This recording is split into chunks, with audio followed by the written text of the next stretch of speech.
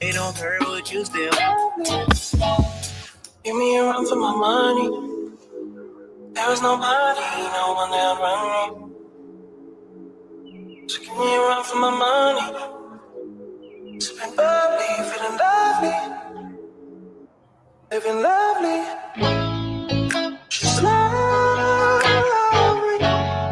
I wanna be with you. Ay, I wanna be with you. I wanna be with you. Ay, I wanna be with you.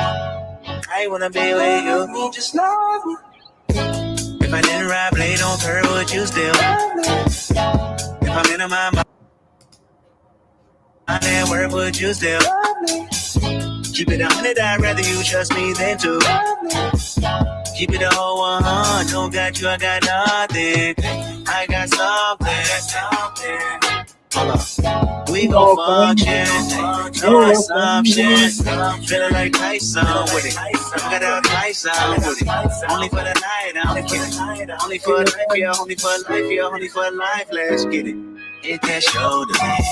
I know what coming over me. Extra overseas. I know what you need. Already on 10, all money come in. I'm feeling go out. This feeling don't drought. This party won't end. If I didn't rap, they don't care what you still. If I'm in my mind at work, would you still? Keep it 100, I'd rather you trust me than to. Keep it a whole 100, don't got you, I got nothing. Run for my money. There was nobody, no one that run me.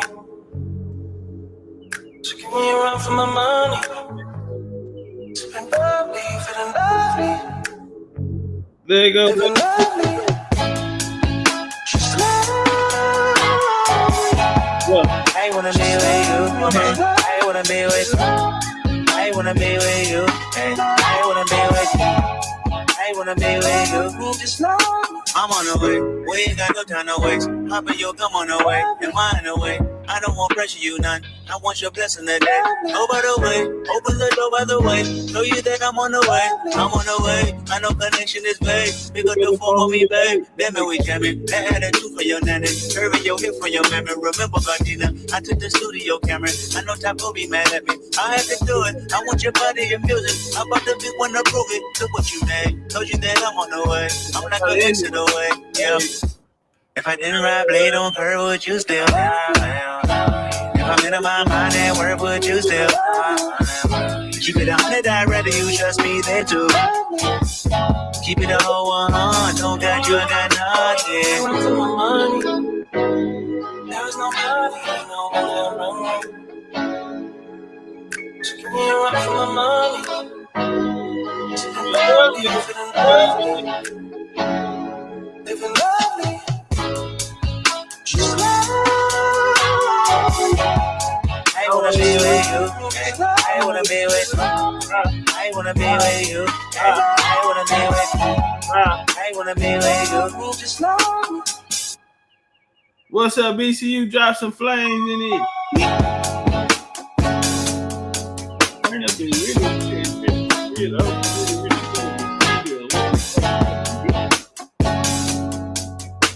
bang, bang. It's the game. Yeah. What's up? What's up? What's up? What's up? Or some shit like that. I ain't from Detroit. Turn on one time, man. How y'all feeling, man? Hope y'all feeling the feel. Cause we back in the field for real. Turn up in the real main chick. All I see is main chick. That's a statement. that's a statement. Main chick. Shit. Wow. I mean, hey, what you want me to say? You know, wow. First thing comes to mind. Main chick. First thing, I mean, the first thing comes a bad. I'm talking about a foxy. You know, just a bad motherfucker. But how y'all day going, man? I actually had a good day today, man. You know, I went to this barbecue spot. To me, It's the best barbecue in Houston. And so, I go in, I order online. I'm on the highway. I fuck around and take out 10, go the wrong way. What I'm doing, I'm probably going 16 north. Cool, boom. I spin the block, and I'm feeling like I'm late, because I didn't have to, do this big U-turn. So, boom, I finally make it. I get there, the lady like, where you been, kid? We ain't seen you in a minute. Yada, yada, yada. We getting you together now. Your order ain't ready. So I'm like, fuck. Because, I'm looking at the time. So I'm leaving out the door. I look over, and somebody look real familiar. And then I'm looking at them from the back, and I'm just standing there at the door. And I said, that look like my auntie. I'm like, nah, I'm tripping. And I look over, I look at the other lady. I said, that's like mine. So boom, I walk to the car. I come back, and then they had called her name. And, when I came in, and she just ran up and grabbed me, like Whitney on the bodyguard. And I got to know the people that, who run the business. So, when I came in, they was calling me their baby. It's an elder back there. She was like, hey, baby, let go my sugar. And then my auntie came and hit me with it. She like, nah, that's my baby. But, nah, that was love. I got to see my auntie and them, today. That was super dope. So I hope y'all day went well, man. Hope somebody put a smile on y'all face, or y'all put a smile on somebody's face. You know what I'm saying? I was, I had ran in, boom, boom, boom, had to go get something. Person was behind me, and I'm like, put this stuff up there. I got you. And they like, you for real, man. I got you. It's, I ain't know them. Shit, the other day, I did something the other day, but you don't ask for nothing back, man. It's just, being you. We got a lot to talk about. We have a lot to talk about. There's a lot going on in the world. The world is what Trump say. It's a crazy world. A lot going on in the world. Beautiful, beautiful thing. Beautiful world, and it's a lot going on but it's beautiful, and it's gonna be magnificent, and it's a shame, but it's a beautiful thing. We're gonna get things fixed up. This year, this world we living in today, 2025. Wow, that's all I can say. From Doge running into reservations, to Doge dropping over 20 bureaus in Indian affairs, to the education department being abolished, to segregation. I mean, it is going up. How y'all feeling in the chat, man? Can we get some flames in here? I mean, y'all ain't moving, y'all ain't talking. That mean we ain't got no likes. That mean ain't nobody shared this motherfucker. We ain't got no share, no like. What's going on? Y'all all right today? Maybe today was my day. Maybe what's today? Yeah, maybe I should have came back like Friday or something. I really do have some news you can use, and I probably should have put it in the title. You feel me? Probably should have put it in the title. You did. What dose is? What's Wood? What's sick? Sick. I need my medic. Goddamn nigga. Who else gonna call quitting if goddamn this shit gonna go down?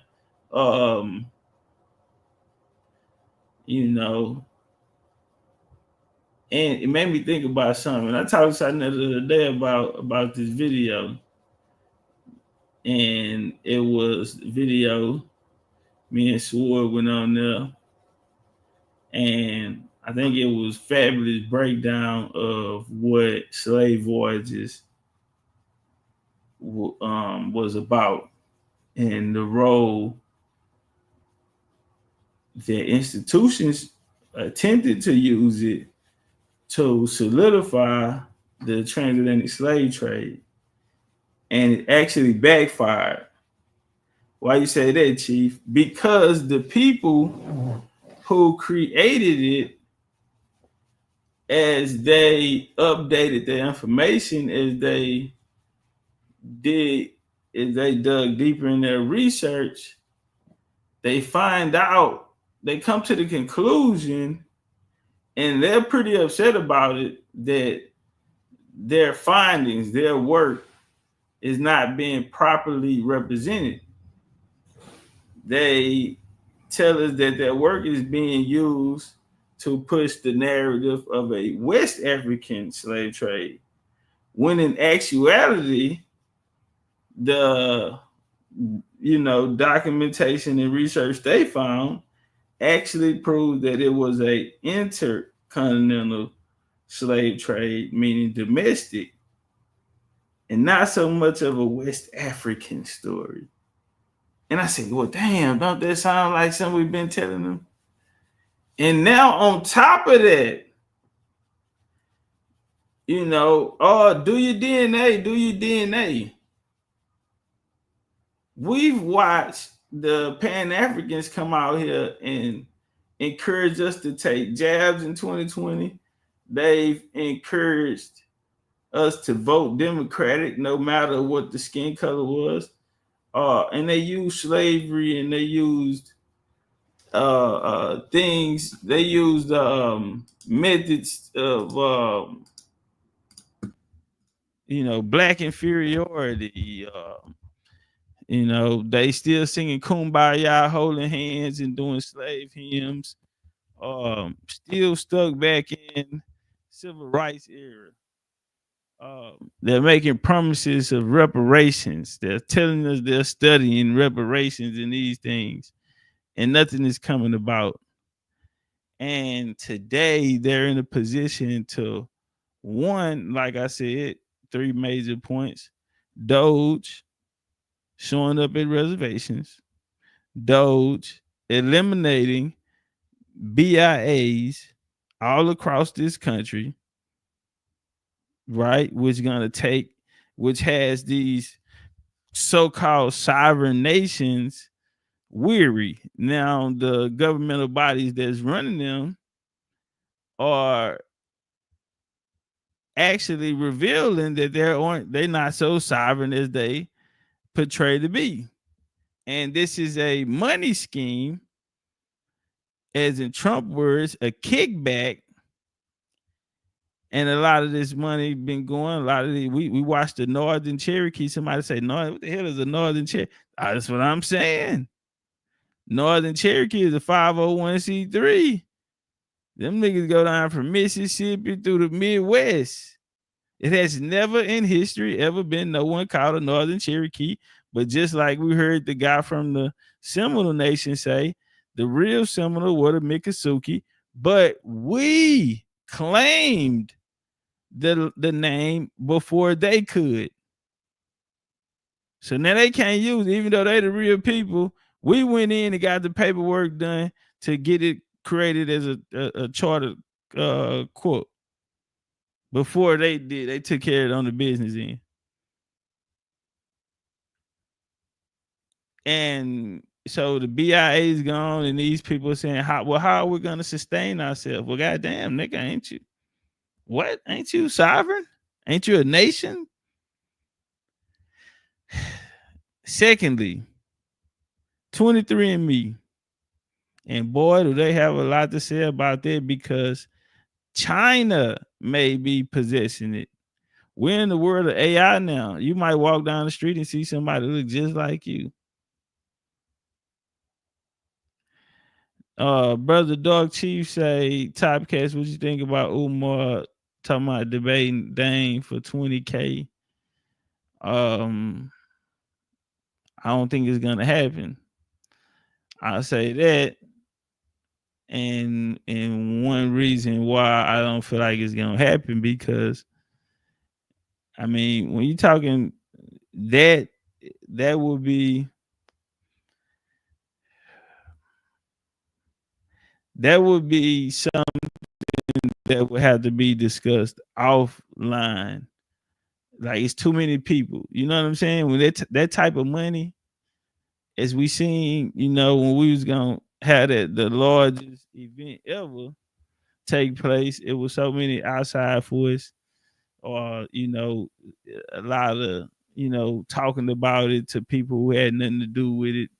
You know what I'm saying? A lot of interference, and you can get hate, and a lot of people send negative energy towards you, so it don't happen.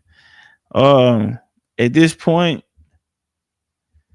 I feel like it's too many people in the way. If those brothers can't get together and communicate just one on one, I'm not talking about somebody from their teams. I'm saying they would have to. I'm not worried about what nobody typed in no chat or no shit like that. When it's real, the money gonna be in escrow.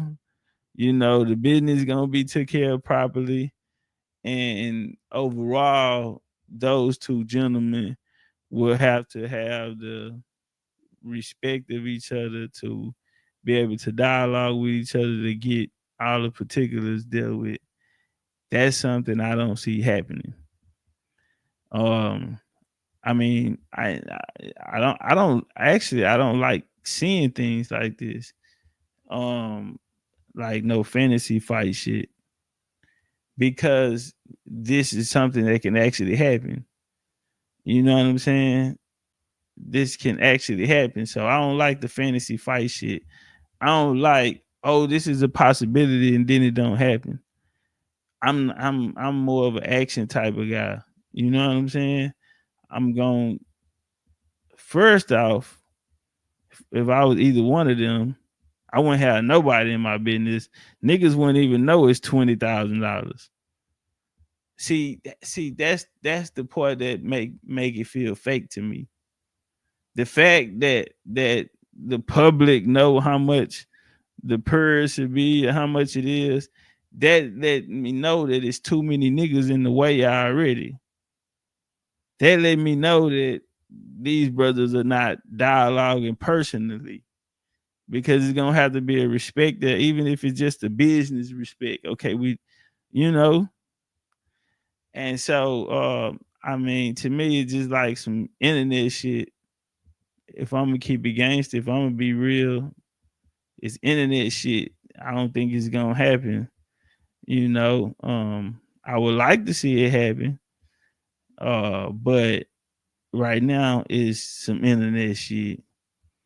And one of my biggest things is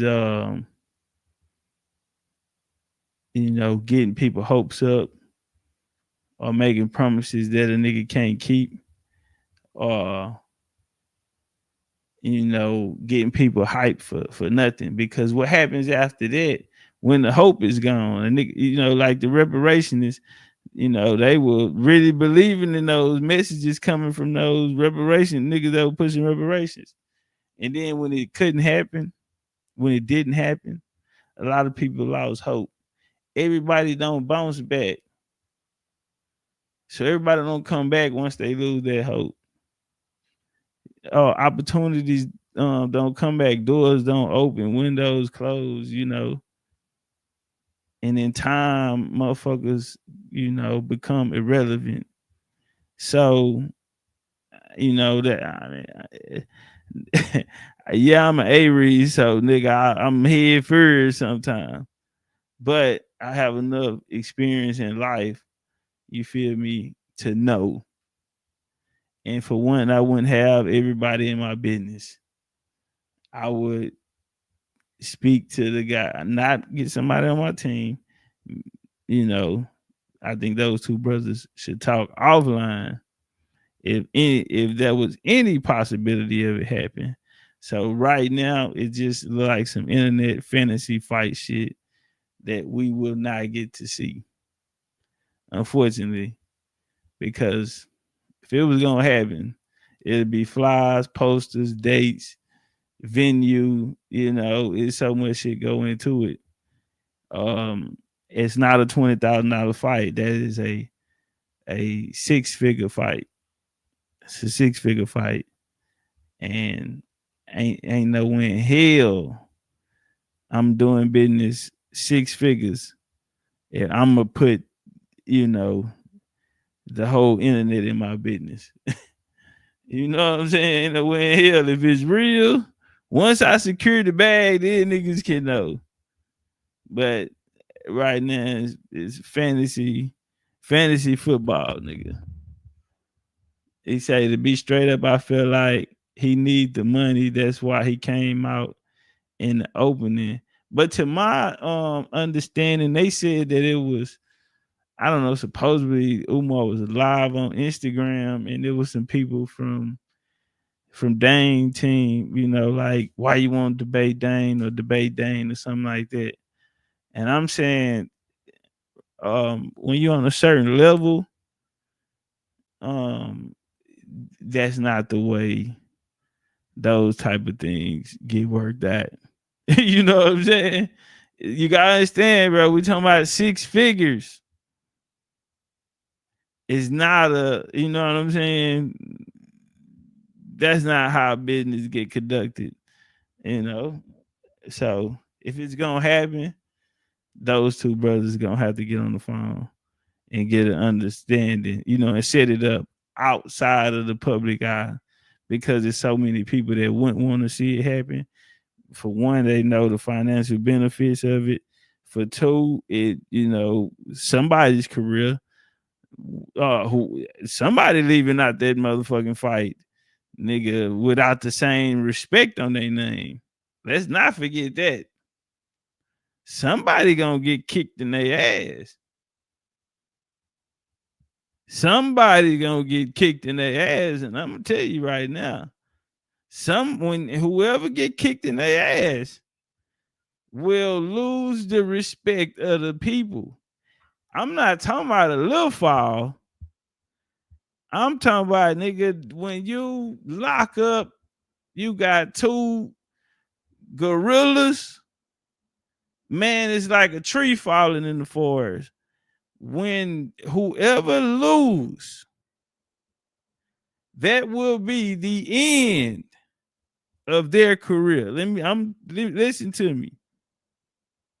Whatever you had done, that shit is over with. So $20,000 is not worth it. That ain't nothing you could go in there and take an L and be like, okay, it was a good fight. You know, I got some shit going on next week. I'm going on tour next week. The devil is a lie. The devil is a lie. He say that's why he won't do it. He knows he's gonna get cooked. I think it'd be a good fight. I say Umar is very, very polished. Umar is a psychologist. So minds and thought patterns, you know, talking to the crowd, engaging with the audience. Umar has been doing this shit 2008, 2007. He well seasoned. We didn't watch this nigga debate on Fox. We didn't watch them debate on Roland Martin. We didn't. He can get out there and talk. You know, this nigga is known in, you know, hip hop community, and you know he's become a internet sensation for his memes. He's you know, he's gonna have a lot of people backing him. He's a very good talking motherfucker. That's not no walk in the park. Umar ain't no goddamn walk in the park. Now, I got close to taking the fade with Umar. They set it up, and it came in there. Umar fought a girl. Cool. I wasn't tripping because the Pan Africans brought Umar there for help and deliberately told him the target. The target was Topcatz. Multiple times in the video, you hear Dr. Gordis, who hung with Dr. B and them and shit, referred. There's Top. There he go right there. There's him. He's the main one. Umar opted out to take their fade. So, but I will say this here. That's not a $20,000. If I was Dane, I would hurry up and get that nigga to sign that contract on $20,000 and put the money in escrow, nigga. And I get the venue, I get everything. I sell the tickets, I get the venues, I hire security, I hire, clean up crew, everything. I put everything together. All that shit to be done. I'm here to make you think LLC or whatever the fuck. You feel me? And all you want is $20. Like some dope. That's like a dope fiend, nigga. You just need a $20 rock. Shit. You just need a $20 rock, nigga. I got you. I break you off a piece. And I clean up. He said that's $1 million play. Lucchini. That's what I'm, you feel me? Half a ticket at least. Half a ticket. But I'm gonna tell y'all, don't walk in that motherfucker, nigga, like Umar Johnson is a hoe. You will be sadly mistaken walking in that motherfucker underestimating Umar. Umar is you, bro. When you fight and fighters take layoffs, say a nigga ain't fought in a year, nigga ain't fought in 15 months. It's a little rust there. Umar is constantly on tour. He's constantly talking. His mind is constantly going. He's constantly engaging. And so that's a dangerous fighter, bro. That mean that nigga is going to be in tip-top shape by the time he get there because his everyday, you know what I'm saying? Every day he's talking. Every day he got a mic in his face. Every day he got a camera in his face. Not no easy fight, bro. But if I was Dane, I would contact that nigga personally, and I get him to sign that $20,000 contract. And nigga, I send him 10 up front, nigga. We're gonna put it in escrow. And boy, what Lucchini say? That's $1 million play. Let's say from here to next year, we in March. Say they fight in April. By next April, I think that bitch would be made $1 million. And I do him like Tyreek Nasheed did them niggas. Did him a one-time payment. Gave them nigga $1,500. That nigga made $15 million off the motherfucker. On some Craig did them niggas on Friday. $10,000 movie budget, nigga, and goddamn bitch turning $100 million. Hey, if Umar just want a rock or a powder pack, cool. I got 20, nigga. Certain nights, nigga ride out with that shit in his pocket, depending on where we going, nigga. That shit, pocket money, nigga. Some shit a nigga just grab out the bag. No, on BCU and on guard, nigga. Real talk. So, but that's what I got to say about that. I would love to see it happen, but get all of these niggas out of our motherfucking business because there's so many niggas gonna hate. So many niggas, as soon as they hear that money, what? How much? Oh no. Oh, they ain't asked for 50 million. He asked for 50,000. And then Sanetta like, okay, I'm gonna give you 50,000. Oh, he want 50,000. He don't really want to fight. No, nigga, do you know how much money this shit is gonna bring in? But you gotta strike while the iron is hot. Umar is making other moves. If he don't have the bag, he can be positioning himself for the bag because he's moving on into the Hollywood chitlin circuit era, and he's kind of, starting to go a little, Drewski. That's gonna tie him in with, other people that's making big money off these Twitch, just and things like this here. So You know, if I was Brother Dane, I would push the issue on trying to get that business taken care of. I would not let it be a rumor or a fantasy fight on the internet, because if it don't happen, you know, it's a bad look. So you want 20,000 nigga to put in your nose? Nigga, I ain't even got cash, nigga. I'm just gonna go break you off for 9. What, you want me to just bring the brick here? I can get the brick dropped off. If you just trying to get, if you just trying to catch a feel, I can get my people to come drop it off right now, nigga. If you just the brick, we ain't gotta worry about the money. Nigga, that full of that powder trying to debate. Listen, black family. Listen, black family. There's some beautiful black Nubian queens in here. Ebony, Cocoa Latte, caramel, pistachio. Yeah, I had that nigga in there full of that. Boy, I got that nigga in that Escobar brick. That motherfucker nigga turned up. Shit all on the nose. The African slave trade sent out people over here. You are out of your African mind. Yeah, I had that nigga up there, Dusty Rose.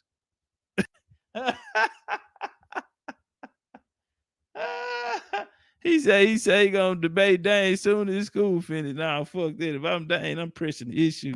Nigga, I'm on some shit like, nigga, how much money do y'all need to open the school? That's how much I'm willing to put up. Nigga, if you beat me, nigga, I will give you, hold on, get my pocketbook. Let's get the lawyers involved.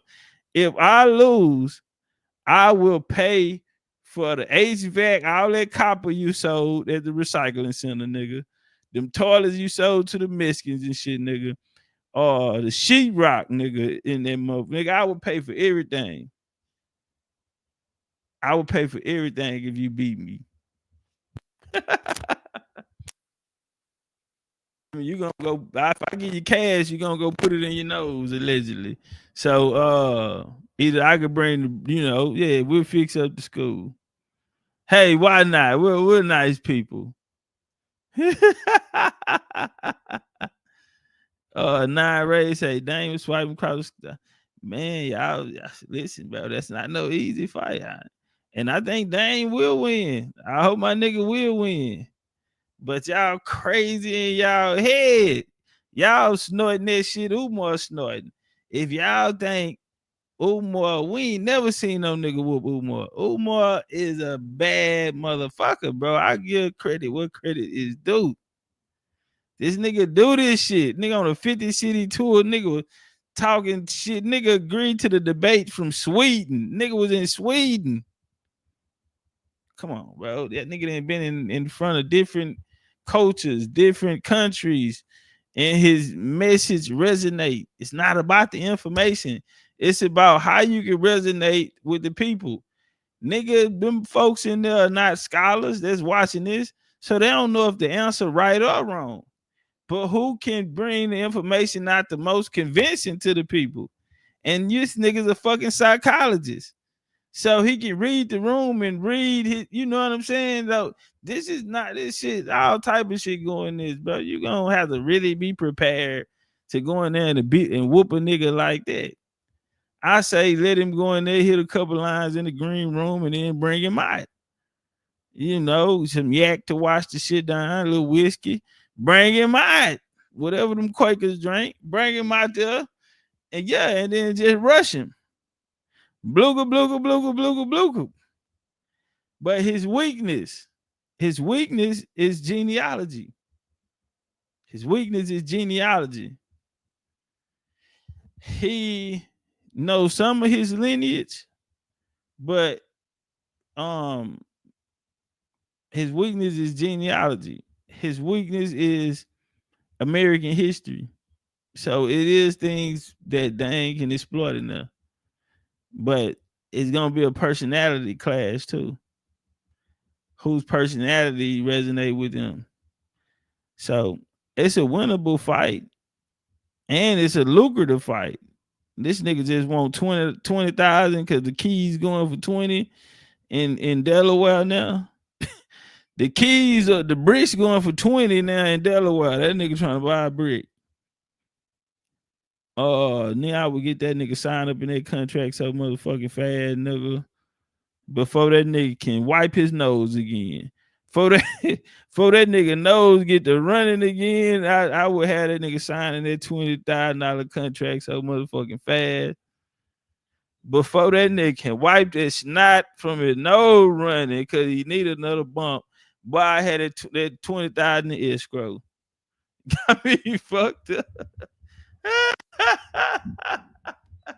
He got me.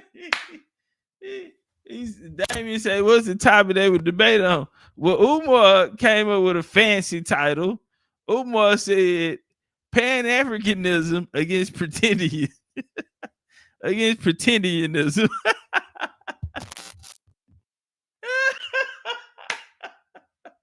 That fat, black, big titty ass nigga.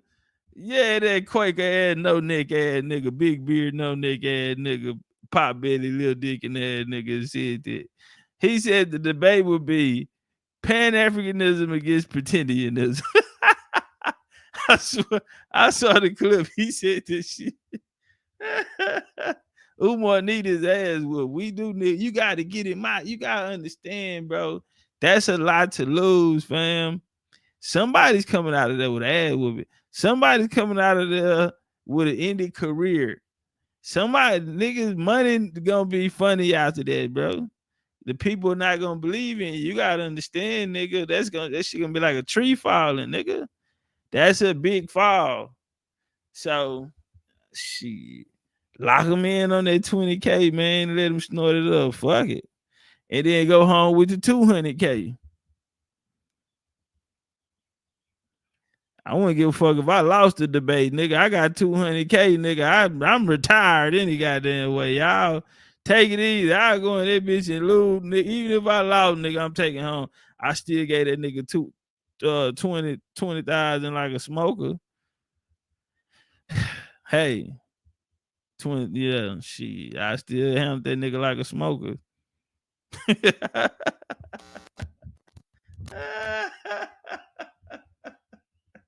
He said, where's the school? Abandoned? Shit. That motherfucker waiting on October, nigga, the 100 House Festival, nigga. Delaware 100 House, nigga. Get you $100 if you can make it all the way through, nigga. Yeah, that motherfucker. Goddamn 100 House, nigga. Yeah.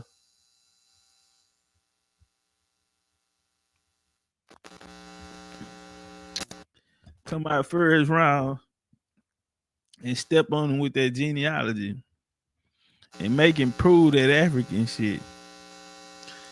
You know, easy win, bro. I ought to show y'all my debate. A lot of niggas I thought I was gonna fight, I made PowerPoints for them. You know, from their strengths and their weaknesses. And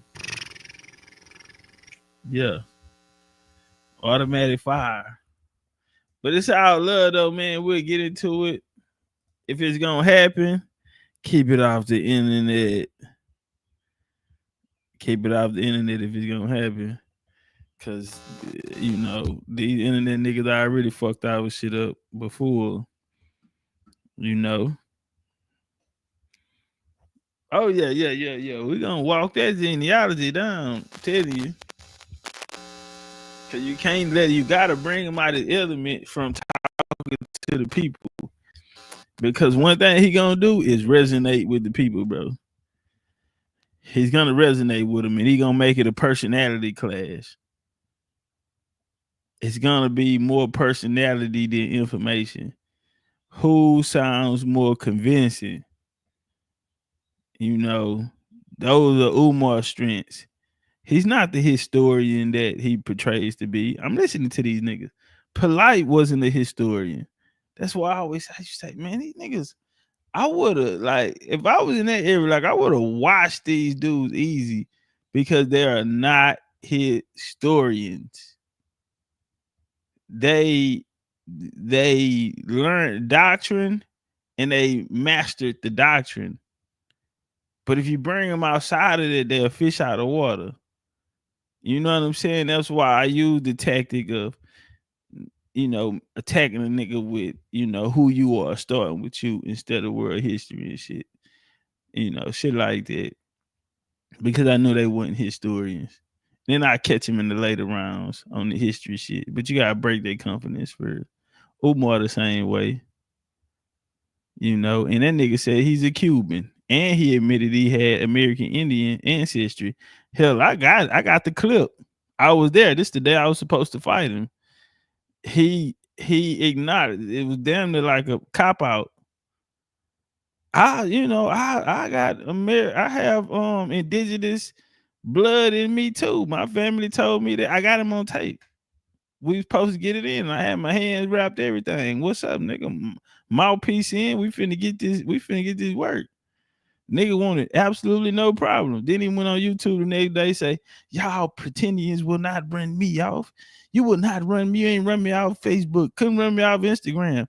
You would not run me off Clubhouse. And all that. But we ain't get that fade in though. $20,000, sign it, put it in escrow. They ain't take home $250,000 to $500,000. By next year, it'll be $1 million profit. Checkmate. Checkmate. Checkmate. Walk out of there. I'm talking about a bag, nigga. Hey, y'all come help me pick this shit up. All this money. Y'all come help me goddamn carry these bags of money back to the car. Y'all come help me carry this money back to the car. And all he wanted was the goddamn part of his face. All he wanted, we're gonna call it makeup. Yeah, that nigga just wanted a makeup kit. He just wanted a makeup kit. All right, we gonna get into it, man. Man, they just fucked up down at the White House. And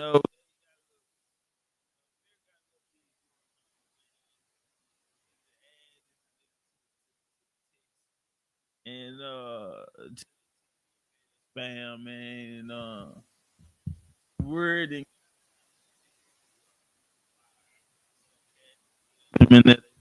today. It go Trump reporting on it. Said today that your administration should take more accountability and not downplay what's happened with the signal that we've seen in these messages today. Well, I don't know about downplaying. The press upplays it. I think it's all a witch hunt. That's all. I think it's a witch hunt. I wasn't involved with it. I wasn't there, but I can tell you the result is unbelievable because the Houthis are looking to do something. They want to know, how do we stop? Can we have peace? The Houthis want peace because they're getting the hell knocked out of them. It's been very, very strong. The Houthis are dying for peace. They don't want this.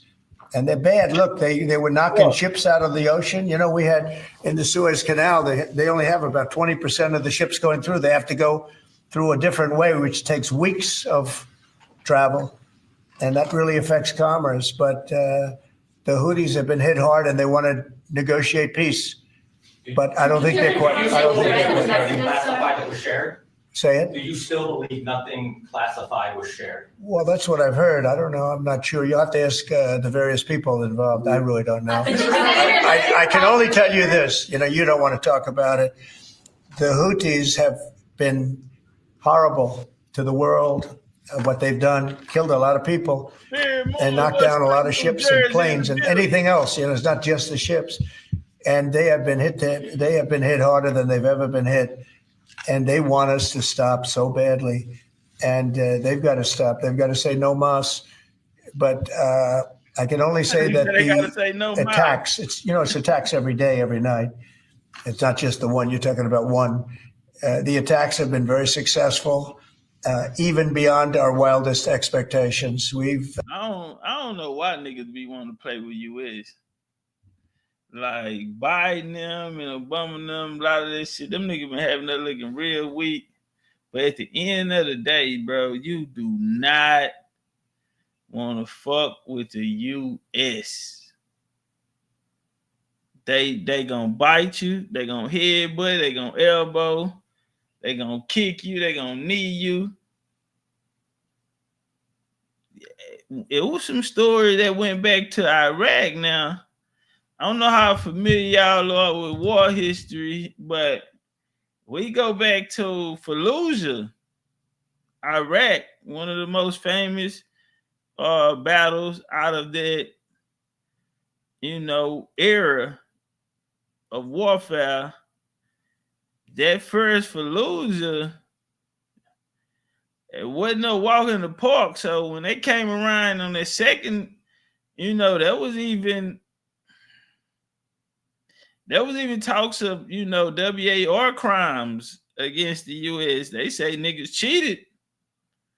White substances and shit like that. Like, I'm saying, you don't want to fuck with the US. You don't want to fuck with them.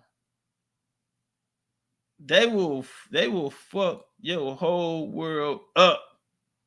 I'm trying to tell you. And they don't give a fuck. You see what happened in Nagasaki? Nigga dropped a atomic bomb. The US, they not with that, fam. Leave them niggas alone. Leave them alone, bro. They gon', what he said, obliterate. I'm gonna, nigga, that mean nothing is left. Then I'm gonna come back and build it, and I'm gonna put the people in there, and now you're gonna be one of my colonies. Period. We've hit them very hard, very successfully, and we're gonna do it for a long time. We're gonna keep it going for a long time. Senate Republicans have said that they would formally ask the administration for an Inspector General report on the signal issue. Will you agree to that? It doesn't bother me. I don't know. I don't find if there's any mistake, or if a signal doesn't work. It could be that signal is not very good. It's a company. Maybe it's not very good. I think we'd rather know about it now. There was no harm done because the attack was unbelievably successful that night, and it has been unbelievably successful every single night. Yeah. So okay, the homie supposedly,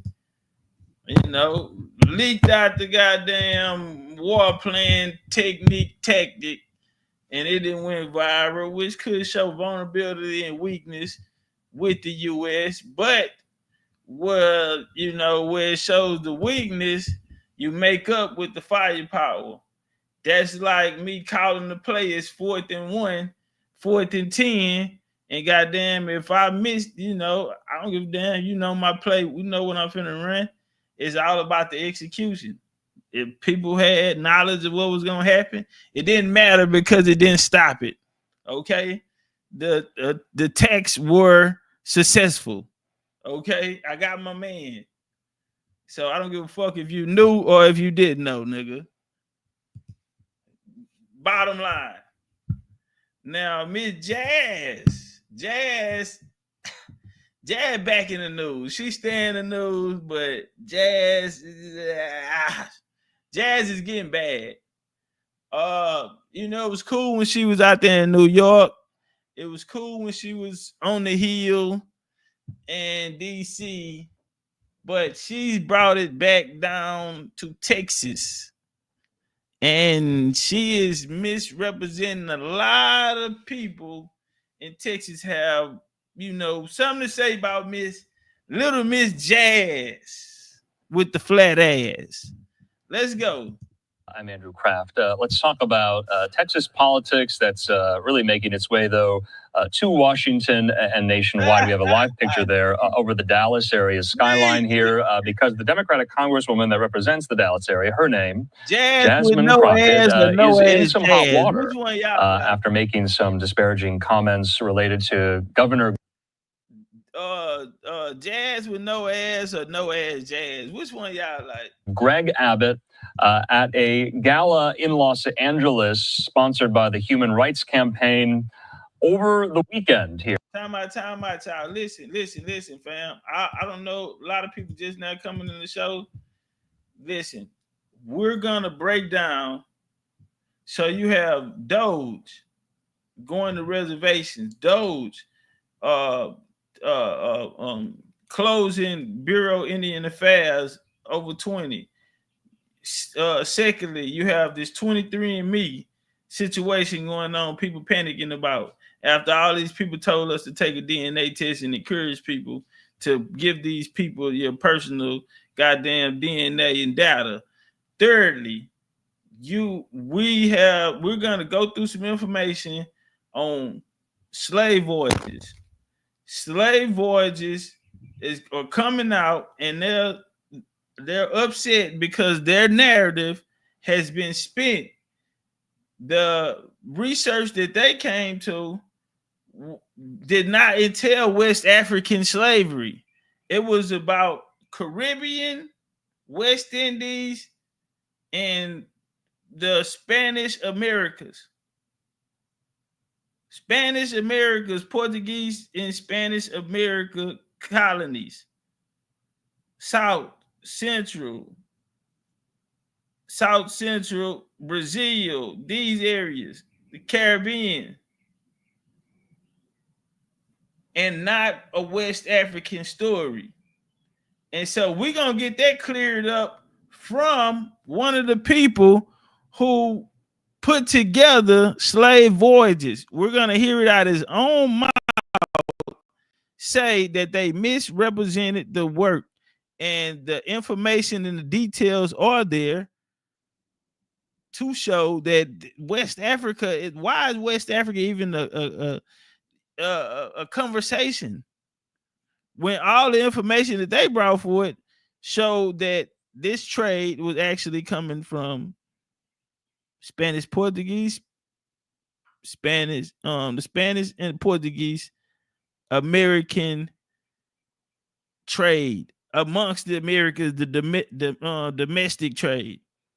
All right, so we got a good show we're gonna go through. Let Miss Jazz talk her shit. Hey, get my likes up though. That's what I'm saying. We 60 likes short is crazy. We need 60 people to share it. How about that? Let's share it out, bro. Get 500 people in here. Hit the like button. Run the likes up. Run the shares up. Come on, goddamn. And I'm gonna be getting with y'all. We got a interview in Atlanta next month, so I'm gonna get with a lot of fam around the way. I hollered at 2 people yesterday, and they say they're gonna be there. So yeah, we're gonna push in that bitch Indian deep, do our bilkman. Here now, HRC, the Human Rights Campaign, that's a prominent LGBTQ organization here. I'm going to stop talking. I'll let you listen in. This is what Congresswoman Crockett said over the weekend. Let's watch. Hot wheels down there. Come on now.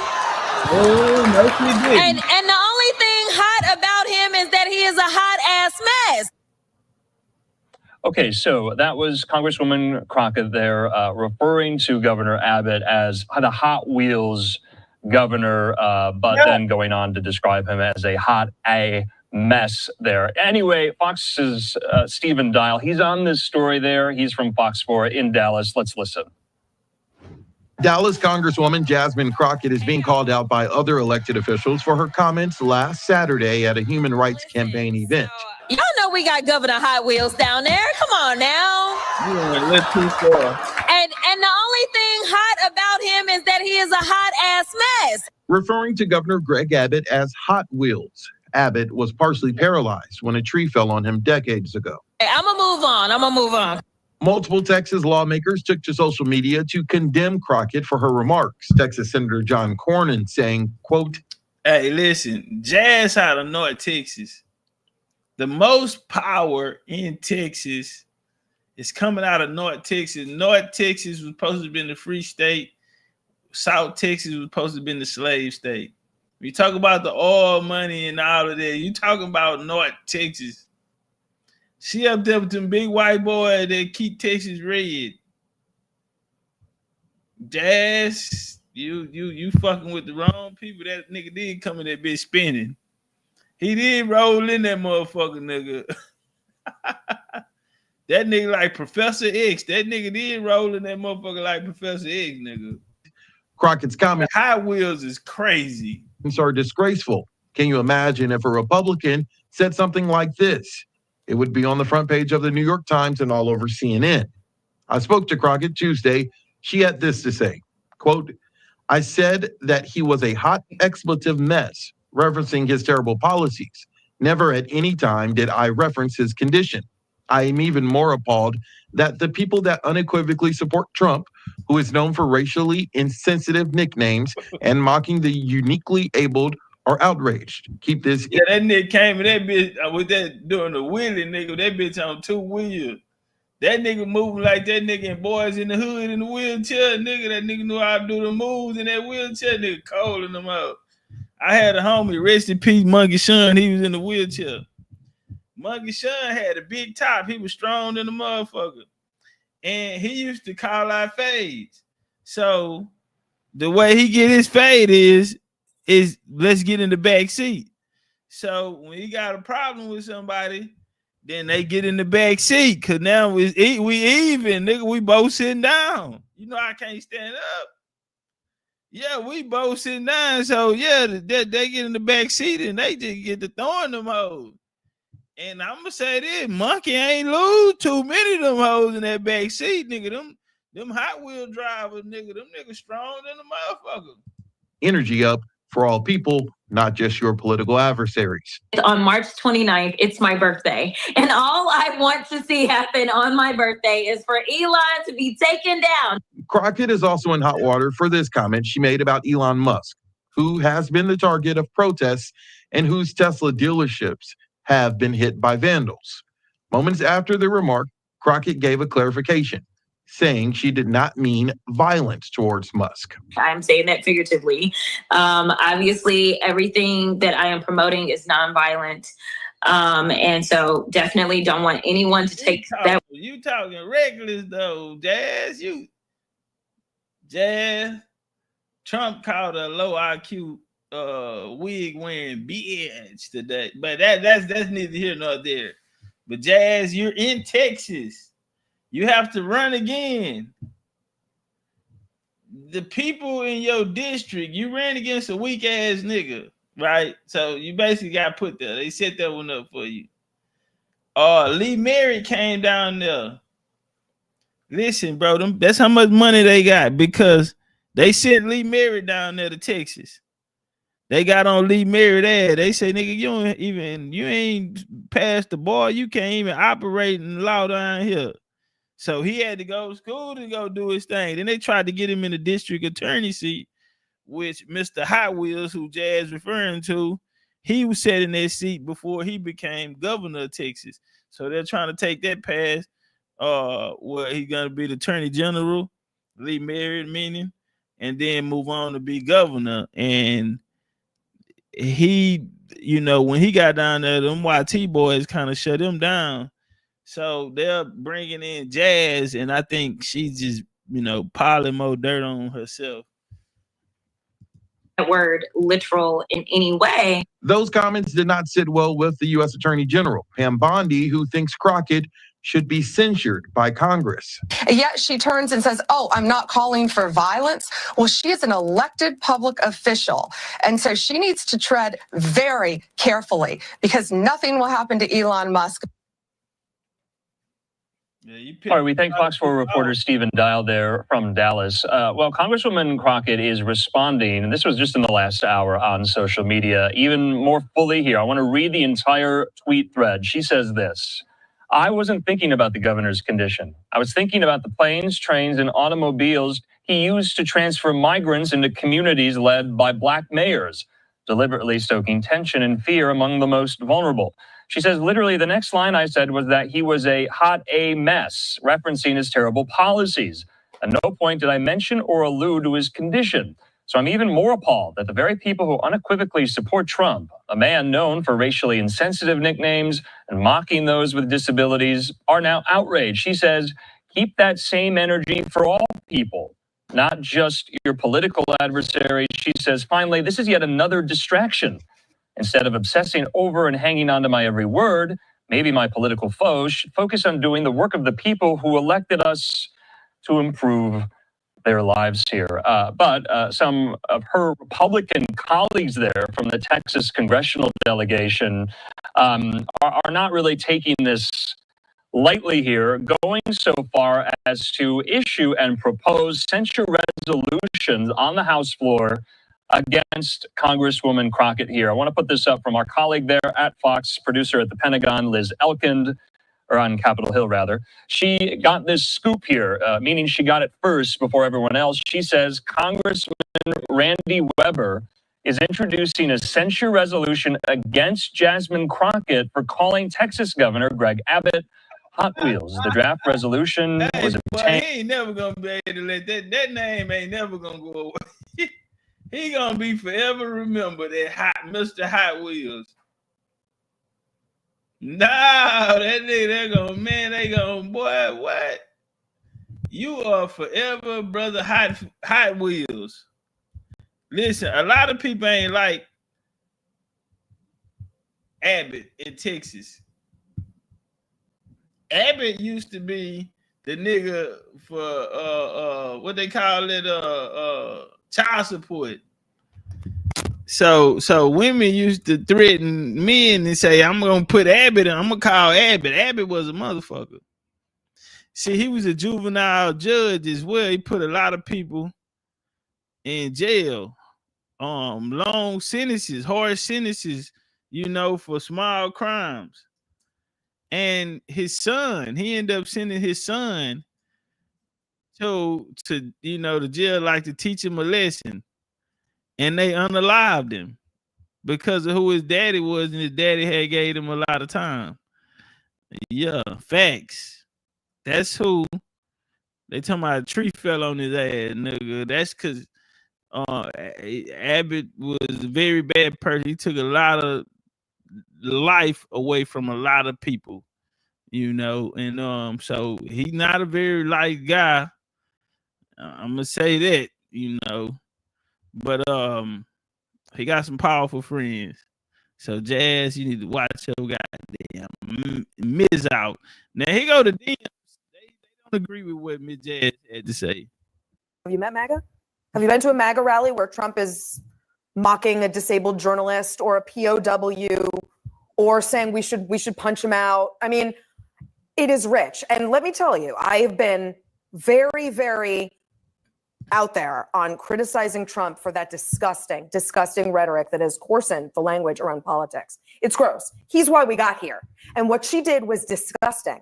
And I am not going to accept her spin of this. It's disgusting and gross to mock someone who is disabled just because you don't like them.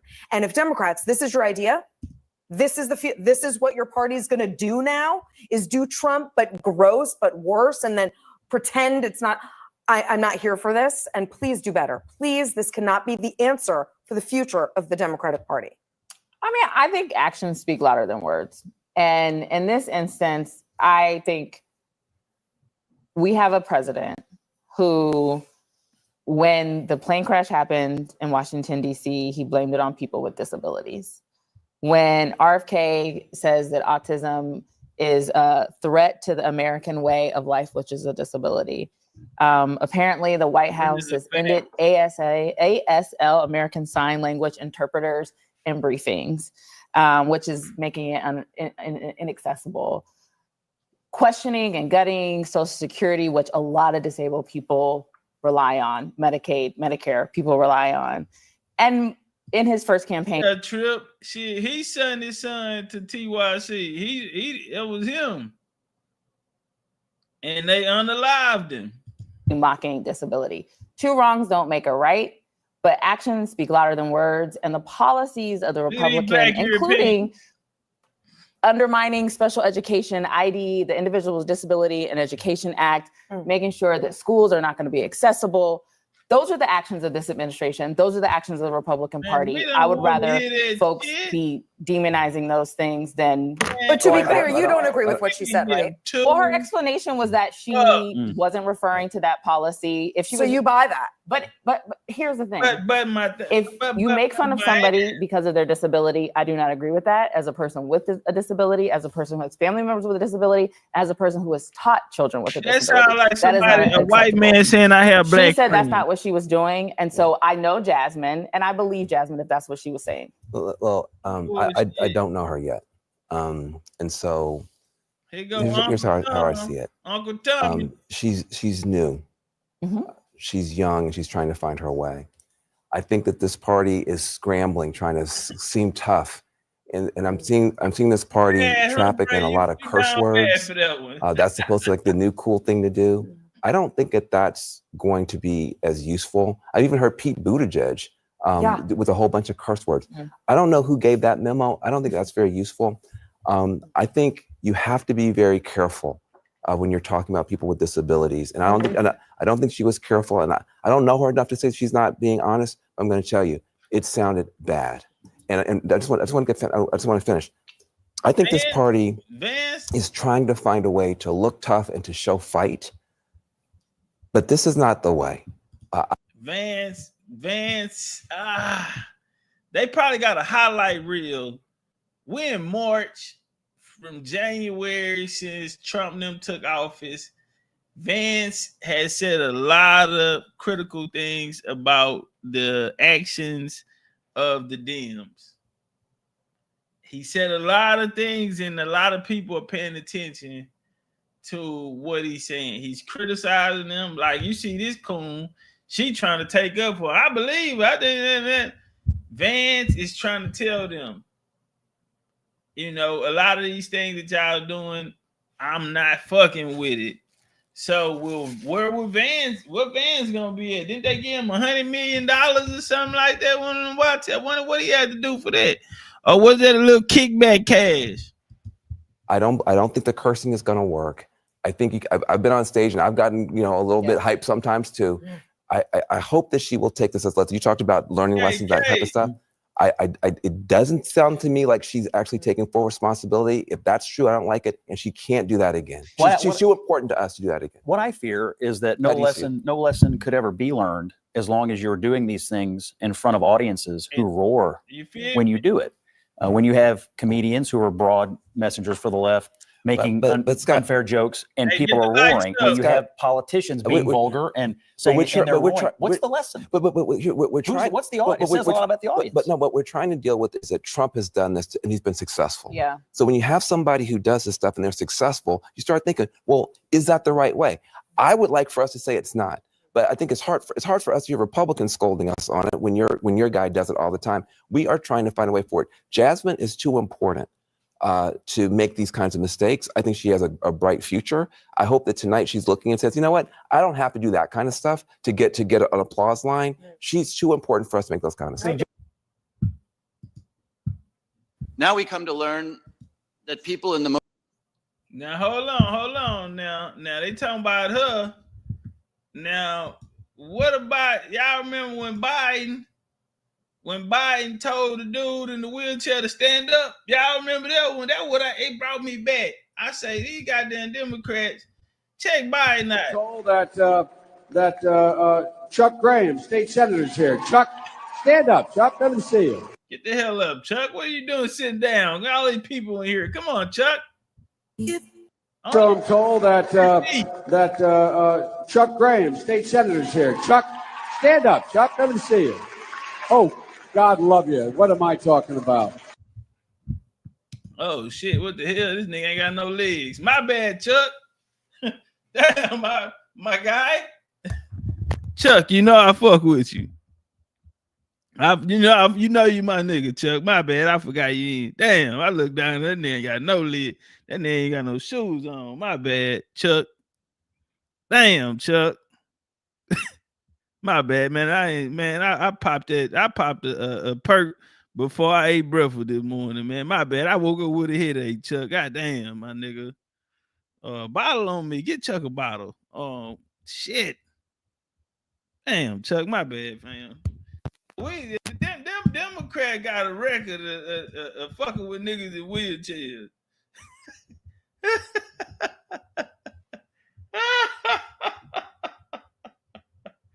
Oh shit!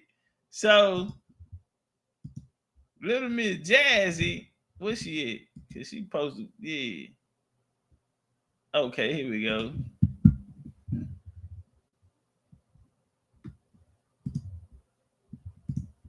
All right, so Jazz fires back. Republicans threatening to censure Texas Congresswoman Jasmine Crockett after she made this comment about Governor Greg Abbott. Listen.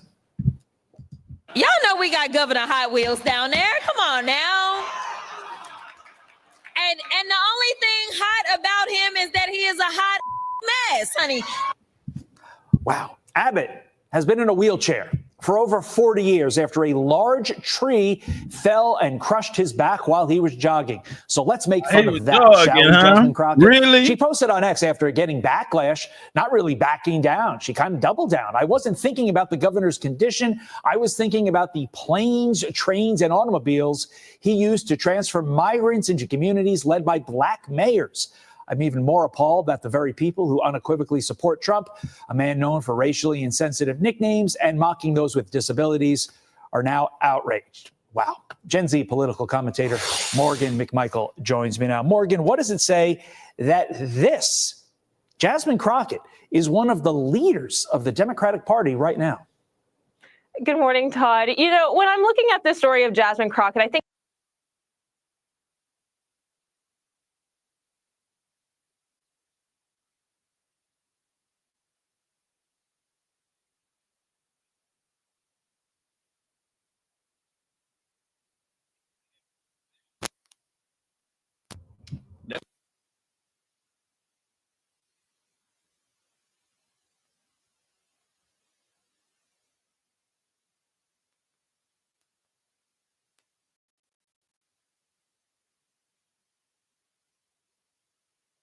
it's funny how she's speaking at a human's rights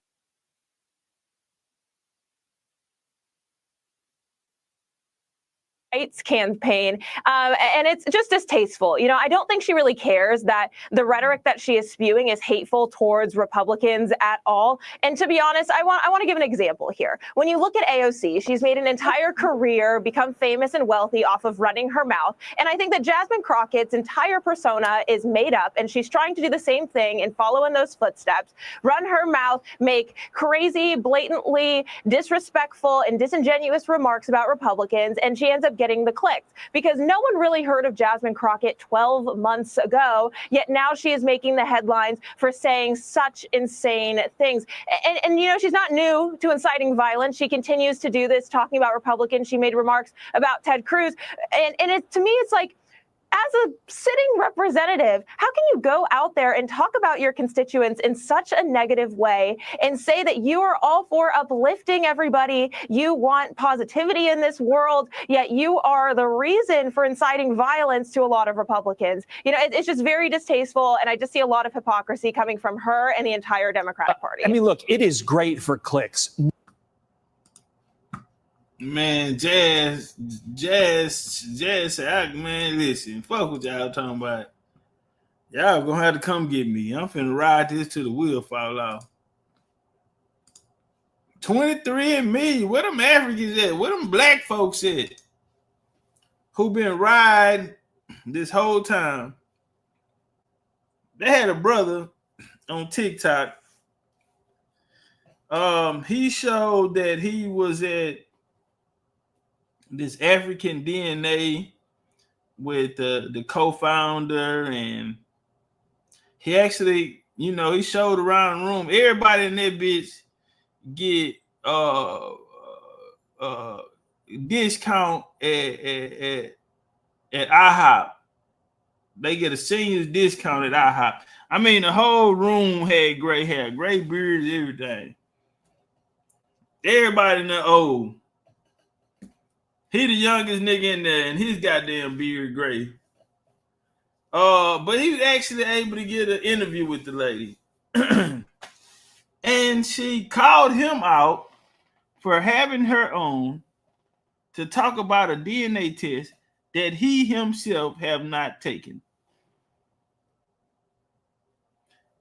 That's what we dealing with. That's the type of people we dealing with. Where people talking about take a DNA test and they haven't even taken it. And so the lady politely got on his ass. He talking about, hell, the next time I had you on, she said, I ain't coming back on here till you take a test. Here you got me on here talking about this DNA test and you ain't even took it. What is going on?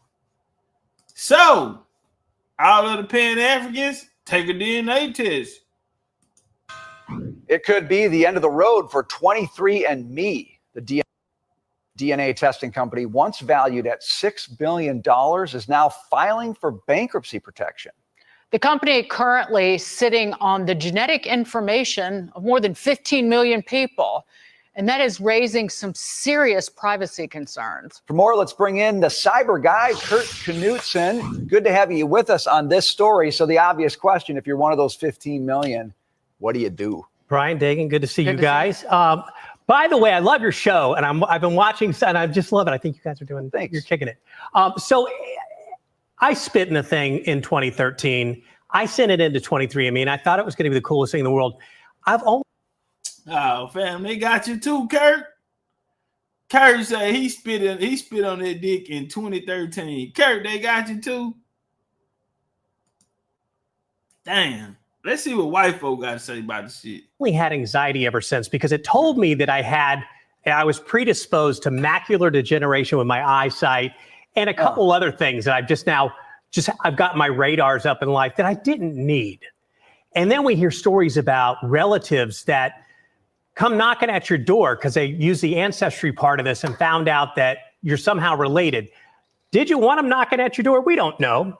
But what we do know is about 2021, 23andMe was worth $6 billion. And today it's worth a lot less. And it's going to be the bankruptcy court that is going to try to do a transaction to sell it, including of these 15 million people, of which I'm one.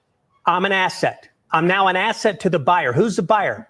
Well, China. Who's the buyer? China. China want them motherfucking records, nigga.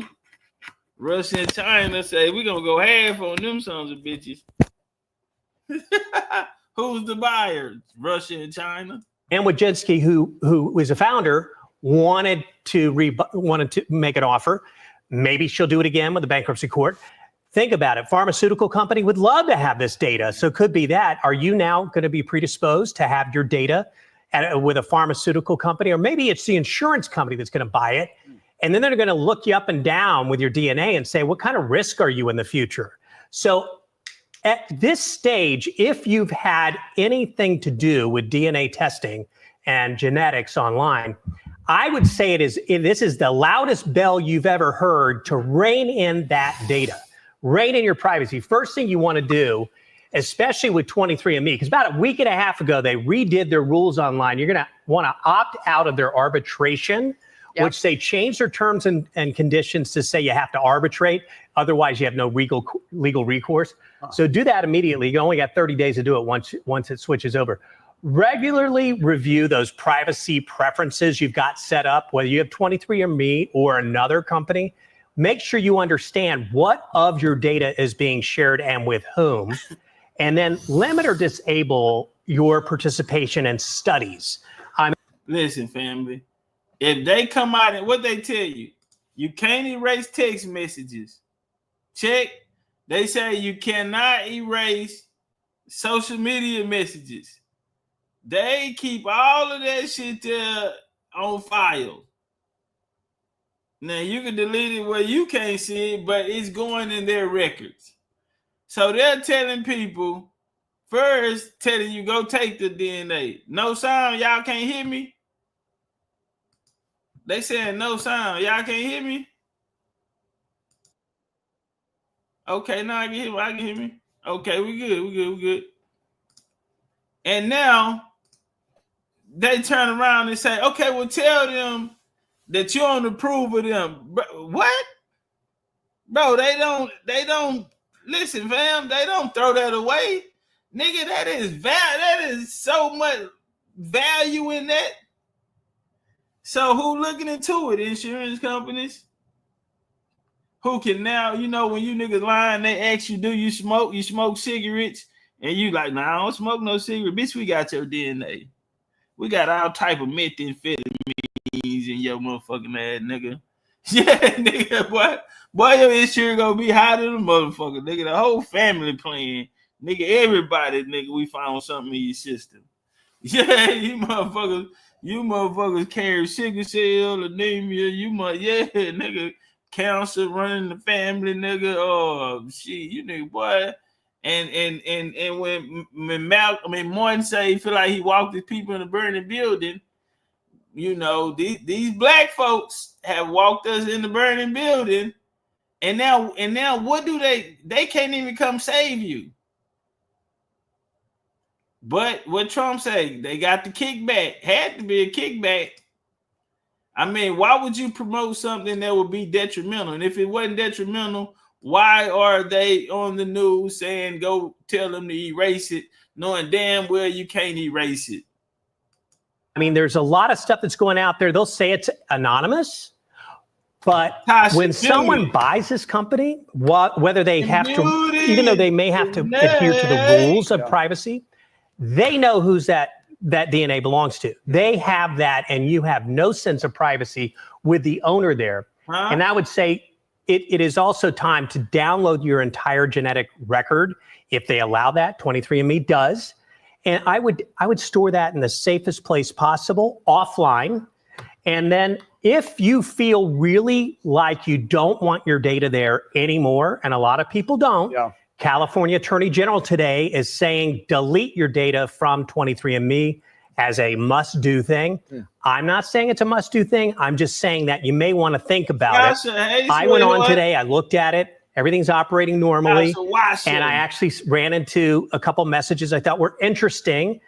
And I contemplated, do I want to delete this right now? No, but I might in a couple days. So I just want to, I'm stewing with it. By the way, the exact email address, all the steps on how to do this, I have at the website at cyberguy.com that we did a story already about it. Listen. Them folks, I already told you, once the data go in there, they're building huge facilities just to house data. Nigga, you spit on that dick, they got you. Once you spit on their dick, they got you, fam. Me's bankruptcy is prompting concerned users to ask the company to delete their data. Joining us right now is Teresa Payton, former White House Chief Information Officer. She's now the CEO of cybersecurity and intelligence firm Fortalice Solutions. And Teresa, this has been such an interesting story. The idea that they are going to go into bankruptcy, one of their assets that could be sold is your private DNA, your genetic information. First of all, what's at risk if somebody else gets a hold of that and they don't protect it the way the original company promised to do? Jamie, how tall are you? Yeah, it's a great question, Becky, and Becky, is that you? How did this thing you come down here this morning? They're like, "Hi, Becky, how's it doing?" Jamie, how tall are you? Asking for a friend. It's a story that hasn't been written yet. This is very unprecedented. And for starters, I always take note, if the California Attorney General, which has some of the strictest privacy laws in the United States, says, please delete your data because there are no protections for California residents, I sit up and take notice. Oh, I didn't hear that. So California, if you spit on that dick, I'm sorry, if you took that test, damn, you have no protection. Don't call them, don't email them. Nigga, I ain't put no gun in your head and make you spit on that dick. This was consensual. Yeah, nigga, this was consensual. Bitch. Yeah, this was consensual. So here's what we have to be thinking about here. I can't believe it's 2025 and our blue genes seem to have more privacy than our own human genes. Jamie, you 5'6". Don't get picked up. Don't get picked up and threw in the air now. If this data were to be sold, if you can match this data with our personal information, our biometric data in the wrong hands, this creates the opportunity for a digital walk-in on your life, on my life, that would be nearly virtually impossible to push that digital walk-in out. Once somebody has your genetic code, it can also be used in algorithms to make decisions about insurance, That could be a good thing or it could be a bad thing. You know, We that's a really bad don't thing. understand who could buy this data and how it could be used against us. Why are there no Used against? protections? Why doesn't a bankruptcy judge just say, you can't sell that, that's not yours to sell? Used against us? Whoa.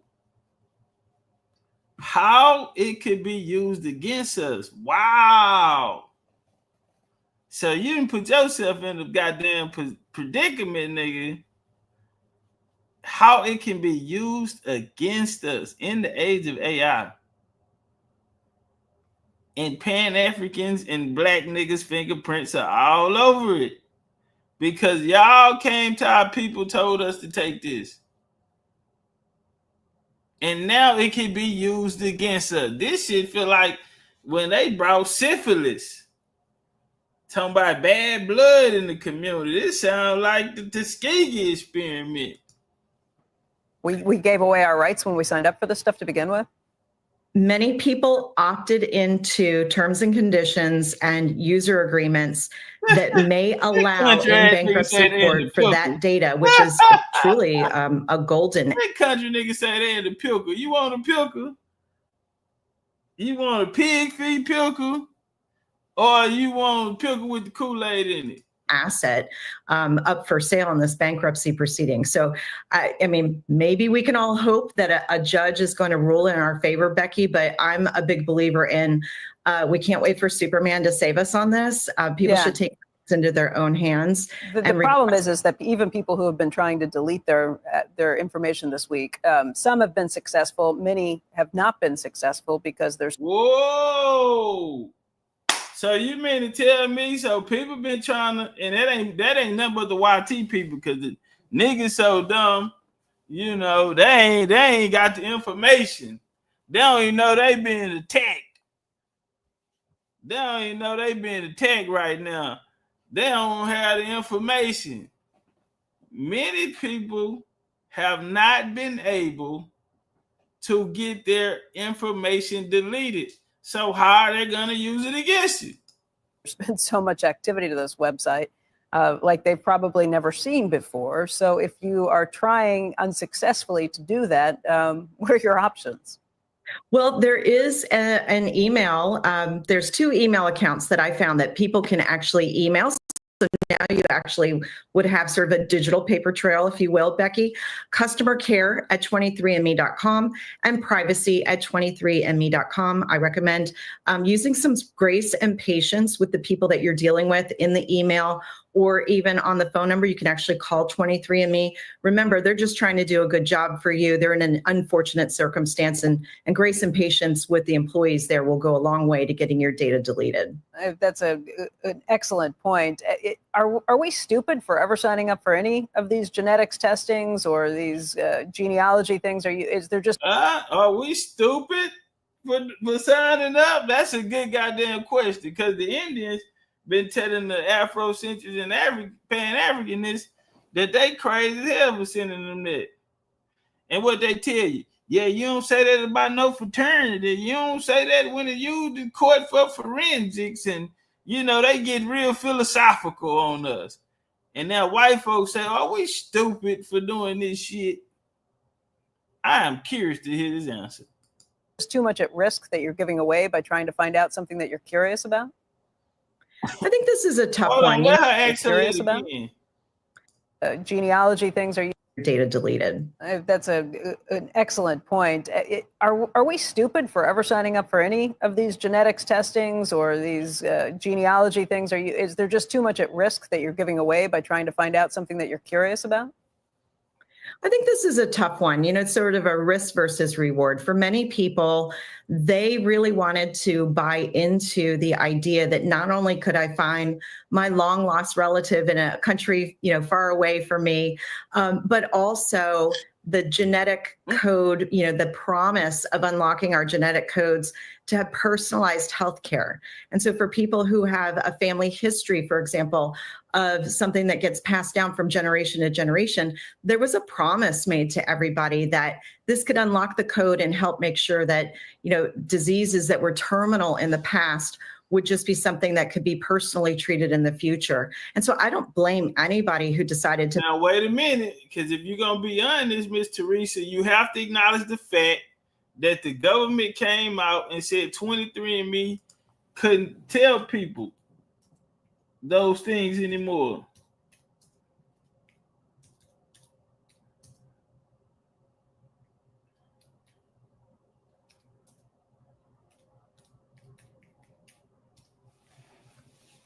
Huh?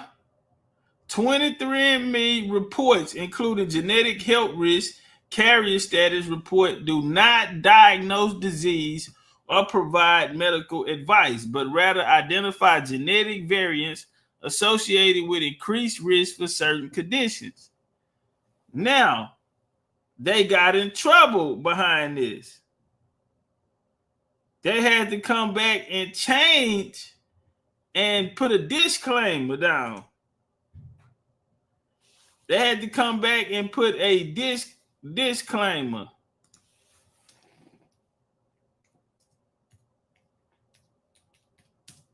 Hold on. Okay, 23andMe just filed for bankruptcy. Okay, let's go down. This is 2014 from the National Institute of Health, where they said 23andMe has begun selling its health-related genetic tests in Canada, despite still being blocked by the U.S. FDA for offering its health risk. So it was blocked back in 2014, but they did sell it outside. Also, U.S. Food and Drug Administration.gov also spoke about 23andMe and them claiming, diseases or conditions. So, another L for Pan-Africanism, because they were standing on these DNA tests, and now we find out that they have tried to bring our people into a burning. They have brought our people into a burning building. So they go to New York, because she in trouble already. Trump after her ass. An urgent warning for millions of Americans after the genetic testing company 23andMe filed for bankruptcy. New York's Attorney General is raising concerns about security, urging everyone with an account to delete their data. Here's ABC's Aaron Katursky. Nigga, you got New York governor telling people to hurry up and go delete it. Why? What do she know? And why is this coming out now? Tonight, New York Attorney General Letitia James is joining a chorus of voices warning millions of users to delete their data and destroy DNA samples held by 23andMe. It comes after 23andMe declared bankruptcy, raising concerns over whether the genetic testing company can protect its customers. This bankruptcy announcement is certainly a privacy nightmare for consumers. DNA data is... Y'all hear that, Mr. Pan-Africans? Master teachers? People who were said to be out here for the best interests of us? Do y'all hear what y'all have done to the people? Tell them again. For consumers. Genetic testing company can protect its customers. This bankruptcy announcement is certainly a privacy nightmare for consumers. This is a privacy nightmare. So when we hear people jump on panel, they like, why are you scared to take a DNA test? Well, I don't want to, I don't want to give people my genetic. Why would I give people, my personal genetics that we don't know? We don't even know what the hell they're doing with it. And we've also warned them that they could use it for bad things or their personal interests. And they didn't listen because, hey, they had to push this narrative that they OGs and the people that came before them taught them this is the way to do it. So when we come back and say you niggas are the colonizers and have been pushing colonization on us, again, another win, because this is a nightmare that they want to wake up from.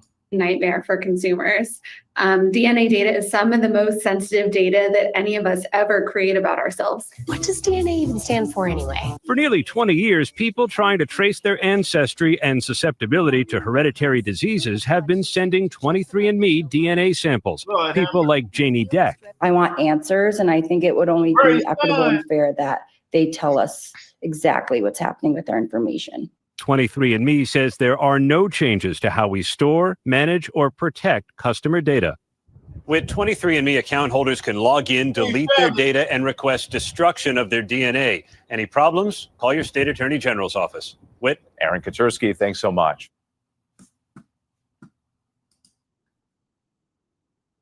Lord have mercy.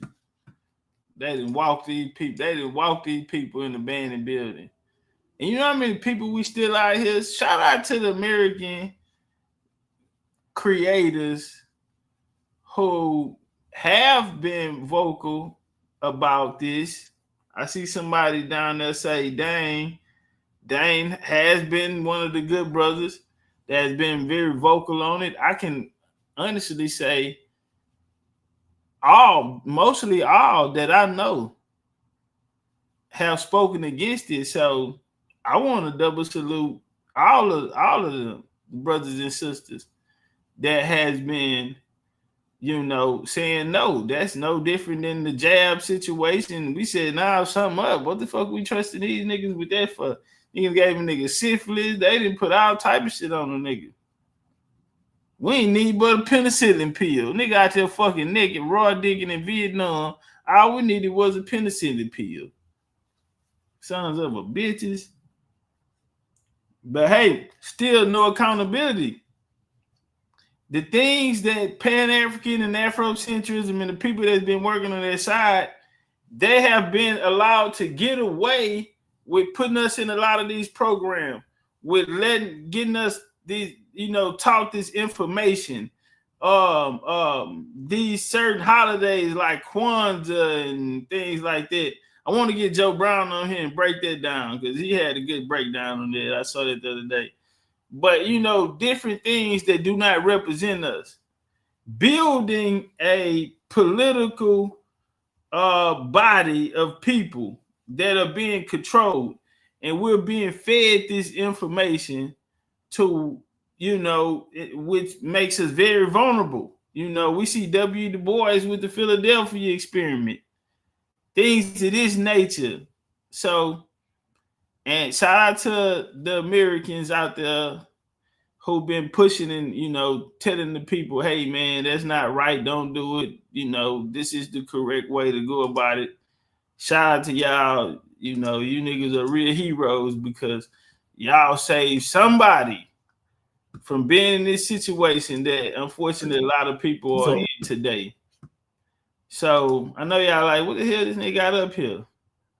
I want to give a shout out to Lipton Matthews. Brother has 46 followers. Hopefully we can get his followers up. Appreciate you, Brother Lipton, for this interview. This is David Eltis. If y'all are not familiar with David Eltis is one of the amazing people that helped put together slavevoyages.org. Dosey, I'm glad you in here. Sweet Feather, I'm glad you in here. I need to see that research team. God damn it, I'm looking for my gunner. I'm looking for my nigga who worked the coordinates and calling the airstrikes and reinforcements and, Sword, goddamn. And he's a machine gunner. I want y'all to hear this because we have one of the great, and Sword, I talked to Sinetta the other day, shout out to Dosey, getting me in contact with him. And I'm waiting on him, but he did say that he's going to get that video back. We need that video. Y'all don't remember me and Shrugs went over to Sinetta and we put down a clinic and we used slavevoyages.com. And this brother David is gonna, shout out to Kareem, that's my nigga. I'm popping out there, man. I'm going out there to see him this year. Shout out to Cootie Mayo. And he grow his own smoke. So we will be smoking organic. We will be smoking organic. All right. So we're going to get into the bill. It's not long, but it's some very, very important things going to come out of this. So 23andMe, the DNA test, that's over with. Doge kicking in reservations, that shit they're over with. They'll eliminate BIAs and cutting funding from them. That's over with. And now we're going to hear from one of the guys who helped create slavevoyages.com. And he's disappointed. I want to get an interview with him. Dosey, you the Turk, goddammit. You the Turk, you the spy, you intelligence. And you're also, you a goddamn cell. We can send you anywhere. You the Turk, you the spy. I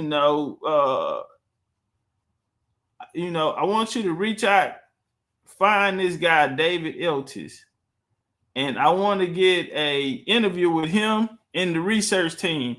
And we're going to speak about slavery. I know some things we could teach him. But we want to also talk to him about slave voyages because he's trying to get the message out. It was only like 40 views on this. He's trying to get this message out that they're using his research in the manner that he's not cool with because the point that he made is not being pointed out. But it is exactly what we have been saying. So, Dosey, you the goddamn Turk. You a goddamn intelligence. You need to get the drop on this nigga and get him over here for an interview. Site. We have like 2,000 or 3,000 visits a day. The major. Hold on, let me go back. They start right off. What is the name of your latest book, Professor Eltis? I read it. Yeah, Atlantic Cataclysm. All right, great. So, Professor, I was online and I read the book. I purchased it electronically. Don't get your little ass. It's really interesting. What motivated you to write a new book? I think the major impulse was the fact that my people come out goddamn Tuscaloosa too. You ain't 5'6". You just talk a lot of shit, little bad ass. Years collecting data and publishing, of course, on the web. slavevoyages.org, and that went live in 2008. And since then, we've added significantly more data, not just voyages, but the people involved, both the enslaved and the enslavers. Check. And hey, Dosey, see if you can get Sword in here. If his ass ain't already. Sword, you ain't here, nigga. Your ass is goddamn. We put you on spy and intelligence too, nigga. Is your ass in here, nigga, blending in? I need you to watch this because we gonna try to get him on the panel. We want to interview him and get his message out.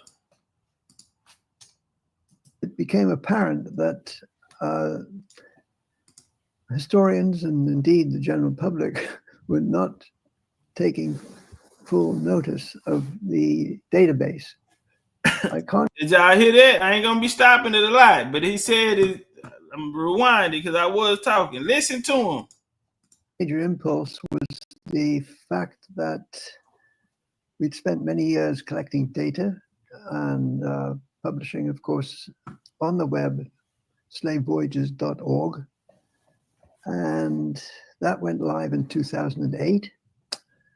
And since then, we've added significantly more data, not just voyages, but the people involved, both the enslaved and the enslavers. And it became apparent that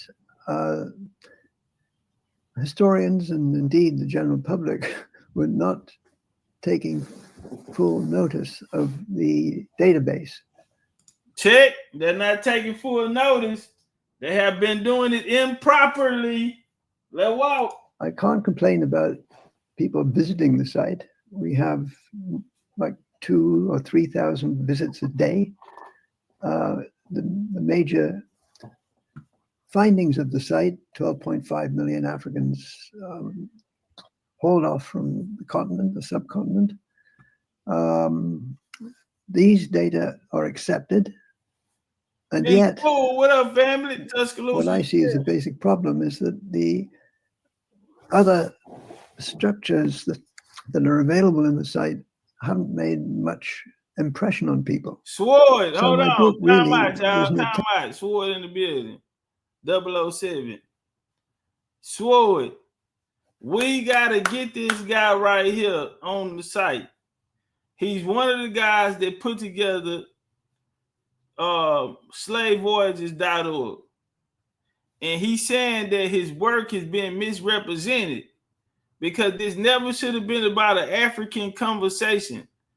The evidence that he brought forward and they have updated shows a Caribbean and Spanish and Portuguese Americas, Brazil, South and Central Americas is what they're speaking about, not West African.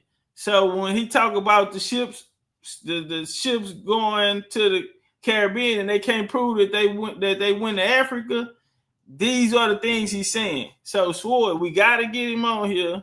You and Dosey try to find this nigga. Y'all are intelligence. Find them goddamn, just like the CIA goddamn, find his ass, and we need to get him on the show and get his message out. Attempt to draw public attention to the more, what I consider to be the more interesting findings of the data. In other words, there's no problem with people accepting the broad outline, but there's much more to the site than that. And the structure of the book is really pointing out the implications of our findings for not just the slave trade, but Atlantic history. And that's really what motivated the book. And what are the more interesting findings? There are several. The first, of course, is the fact that the historiography has focused very heavily on the North Atlantic. And it's now apparent that the South Atlantic was actually more important than the North. Chick, can I get an amen? Say somebody's pointing you in one direction when really you need to be looking over here. Can I get an amen? And what that means is paying more attention to the traffic to Brazil. Traditionally, if you look at the historiography, the focus has always been on the North Atlantic and the role of the Western European powers like the Netherlands, France, and the British on dominating the slave trade. But it's now apparent that to us that, in fact, the focus should be on the South Atlantic. It turns out that, in fact, if you allow for the inter-American traffic, which is to say the traffic between one part of the Americas and another, if you allow for that, it turns out that almost 2/3 of all the people taken away from Africa ended their lives in the Portuguese and Spanish Americas. And I don't see that recognized anywhere in the literature. Why not? Why they, why not? You can throw a rock from Brazil and hit Africa. 2 + 2, we know that these people in Brazil were going over to Africa. When I was at the Pyramid of the Sun, one of the main things that caught my attention was resources that can only be found in Brazil that's what showed the trade and connection between Brazil and Mexico City in their trade, in certain trade. And it's going to come up in his conversation. of the extensive publications that cite slave voyages mention that central fact. I enjoyed the book because it overturned a number of historical errors. So for some time now, I've been following the literature on the transatlantic slave trade closely, and Yes. my opinions are reflecting the traditional positions on the transatlantic slave trade. So, for example, in the book, you discredit the argument that the transatlantic slave trade resulted in depopulation. Right. Yes. Well, there's certainly a lack of really solid information on the demography of pre-colonial Africa, but it's not quite such a blank slate. And tell them why. I don't think you've got many specialists in African history now arguing that there was extensive depopulation as a consequence of the traffic. Another thing he gonna point out is the bad research on transatlantic slave trade history. He's gonna point out that these people haven't done their homework and that it has to be a secret agenda because the information is not there. So call these pseudo ass niggas out. We told y'all they made it all up. The traffic was, of course, huge, and naturally people expect the impact to be heavy on the on both sides of the Atlantic. But the African population was basically following a Malthusian path. I agree. And the consequence is that we've got some idea of the size of the population and therefore some idea of how that Malthusian path was laid out. And it seems to me that the numbers involved, that is to say in the transatlantic slave trade, were not sufficient to impose depopulation, except, of course, in some specific areas. There's no doubt about the devastation that occurs in parts of Angola and parts of West Africa a bit further north. But it's not the case that you've got, in my view anyway, an extensive depopulation impact. So he said in his estimation, in his research, there was not a large, I'm gonna let him run it back. So they talking about millions of Africans left. He's saying he don't see West Africa being depopularized in his research. But that's what they come tell us, 12 million, 12.5, 2 million, 200,000. Man, shut up. West Africa a bit further north. But it's not the case that you've got, in my view anyway, an extensive depopulation impact. Professor, list the major regions of embarkation. Where did the slaves come from? Hey, get the lights up. They came from, generally speaking, closer to the coast than the traditional literature emphasizes. So they come from the coast, opposite of what history has been teaching us. What do we teach? They only controlled the ports. It was only ports. And we've identified who was at the ports.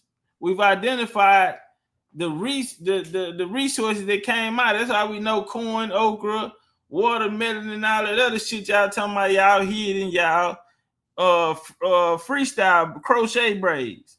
Okay? But like he's saying, it was only the outer ports. Now, if that's so, this is commercial trade. People, and that's why when we went into the Royal African records and we showed that they did not have any information on the interior part of Africa. Hence why in June 1788, June the 9th, 1788, they created the African Association, which was to do what? Discover the interior parts of Africa, because at that time it was unknown. So let's walk. And the people that ruled the coastal areas were from Massachusetts, New York, Philadelphia, people from these areas. Let's talk about the real shit, nigga.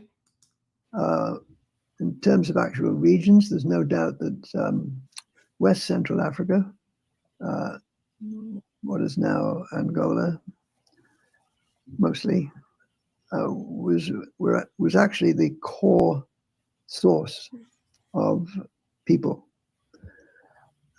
This was followed by parts of West Africa, particularly what's now southern Nigeria, and to a lesser extent, Ghana.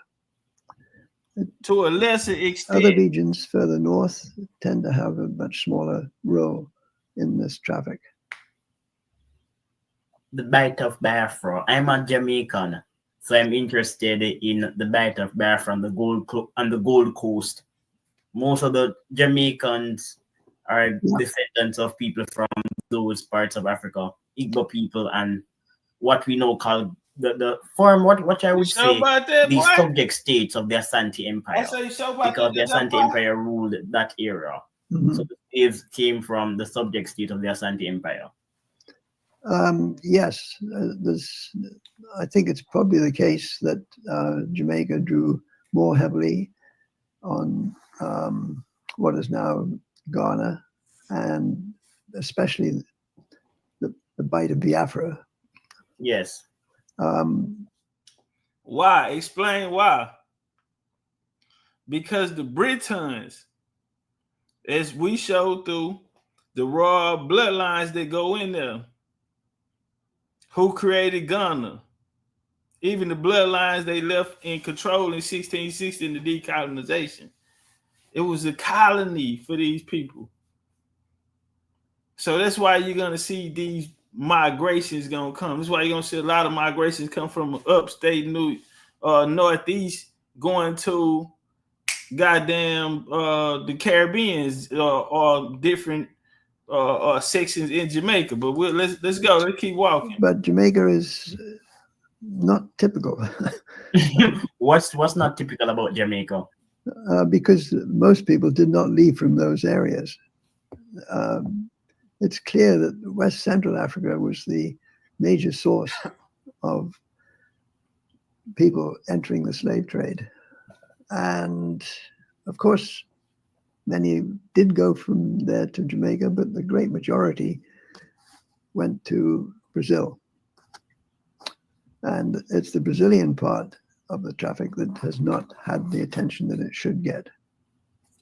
You've got to remember that even those people who were taken to Jamaica and other parts of the British Caribbean, many of them, in fact, did not stay there.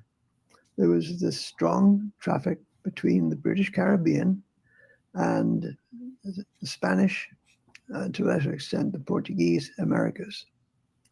And that you don't see that mentioned in any of the literature.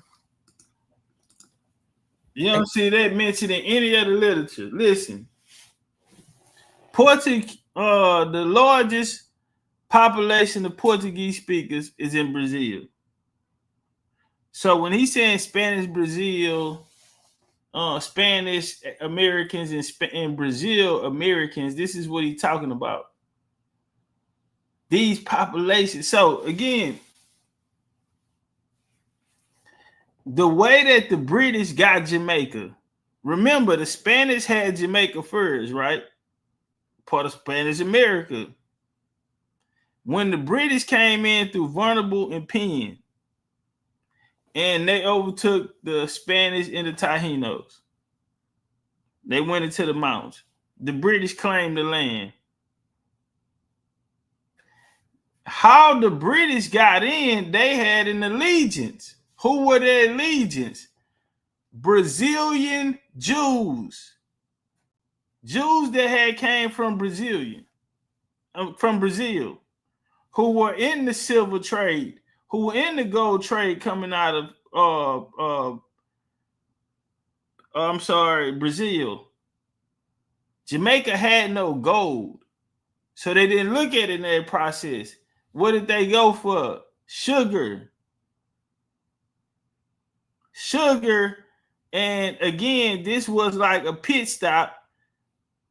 You know, you bring them in, orientation type of shit, and then we're going to select what people going to get shipped out to, because they didn't own the whole island. It was only certain ports and ports that they can go through, such as Port Royal.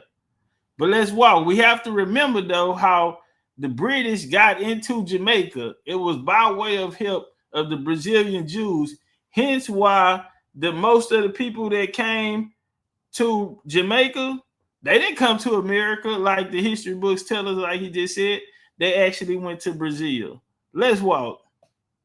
Explain the process of re-exportation. So many students who are not familiar with this aspect of history don't know that slaves were re-exported. So in Jamaica, for example, we exported slaves to other places. Many people are not familiar with that part of the literature. Yeah, Jamaica was at the center of what we call the inter-American slave trade, especially in the 18th century. It was a major traffic. And one of the features of slavevoyages.org since about 2019 has been a separate database on that traffic. So we've now got actually more voyages in the inter-American slave trade database than we've got in the transatlantic slave trade database. Now, these voyages, of course, were much smaller, and sometimes it was just one or two people. So we've now got actually more voyages in the inter-American slave trade database. They have more voyages in the intra-American slave database than what? Than we've got in the transatlantic slave trade database. So is this a transatlantic story, or is this a intercontinental American or domestic slave trade? Got far more data on this than it is in the West Africa, to a point that the West African would be obsolete. But for some reason, historians are pointing us this way. And it's people that look like our own self. And it's people that motherfuckers had the nerve to get a title master to. Base. Now, these voyages, of course, were much smaller. And sometimes it was just one or two people as captives. But typically, you would have maybe up to 100 or more individuals taken from Jamaica and TP2 Live, what down to Cartagena. And most of them, of course, ended up ultimately in the silver producing regions, because the traffic took them not only to Cartagena, but across into the Pacific, and then a separate voyage down to what is now Peru and Bolivia. And that, the facts are there. I mean, the data is there. We have close to 40,000 voyages now, sailing, operating in the inter-American database. So it's just that people haven't taken on board what the implications of this movement amount to. And what follows from that too is the fact that the main driver of the slave trade was probably not sugar at all, but silver, ultimately, coming from what is now Mexico, as well as Peru, and also gold coming from Brazil. And if you look at the data, you can see that the value of gold and silver output was always much greater than the value of sugar. I'm happy that we're having this discussion because I remember reading your book. I even looked at the footnotes and you made a point about cotton. So cotton is now the crop in historical research. How important was cotton? Now we know they associate slavery with the South, and within you know, them presenting slavery in the South is always centered around cotton. But cotton didn't come until after 1815. Really, the Battle of Fort Jackson, after the Battle of Fort Jackson, the last battle in Georgia, before the start of the Seminole War. This the era where cotton will start to be king. So it's going to be a 19th century conversation. When 1808, the Trade Embargo Act was already passed. So a slave trade shouldn't even be coming to mind. And then 1815 is the Battle of Fort Jackson. So you have a 10-year difference. You know, the slavery, almost a 10-year difference. So let's walk. Let's see what he got to say about it. It was critically important in the 19th century, but it was not in any sense dependent on the slave trade. The striking demographic fact about the Americas is that the black population of the US, which of course amounted at the time of the Civil War to something like 4 million people, those people did not come from Africa. Hold on, y'all. Let me run it back, because damn, I gotta put my charger on. My charger ain't charging. What's going on, fam? Oh, okay. I ain't got the right one in. Can we get some flames in the chat? I was waiting on the flames. Damn, nigga, I was waiting on the flames. Now let me show you how you do this here. TP2 live in here too. This might be a good video, a little clip. Now, right now, Trump is, I'm gonna make it quick. Trump is having the 14th Amendment birthright issue, right? Trump say, look up the date, 1866. When we go into it, they're talking about Indians not taxed. Okay, they also speak about 4 million people in this country. And then they speak about another group of people who are considered aliens or illegals. Check. So that 4 million. So what Dr. Davis said was it was 4 million people around the Civil War time, black people here. Now watch what he say. This discussion because I remember reading your book. I even looked at the footnotes and you made a point about cotton. So cotton is now the crop in historical research. How important was cotton? It was critically important in the 19th century, but it was not in any sense dependent on the slave trade. The striking demographic fact about the Americas is that the black population of the US, which of course amounted at the time of the Civil War to something like 4 million people, those people did not come from Africa. They came as a result of natural population growth. Yeah.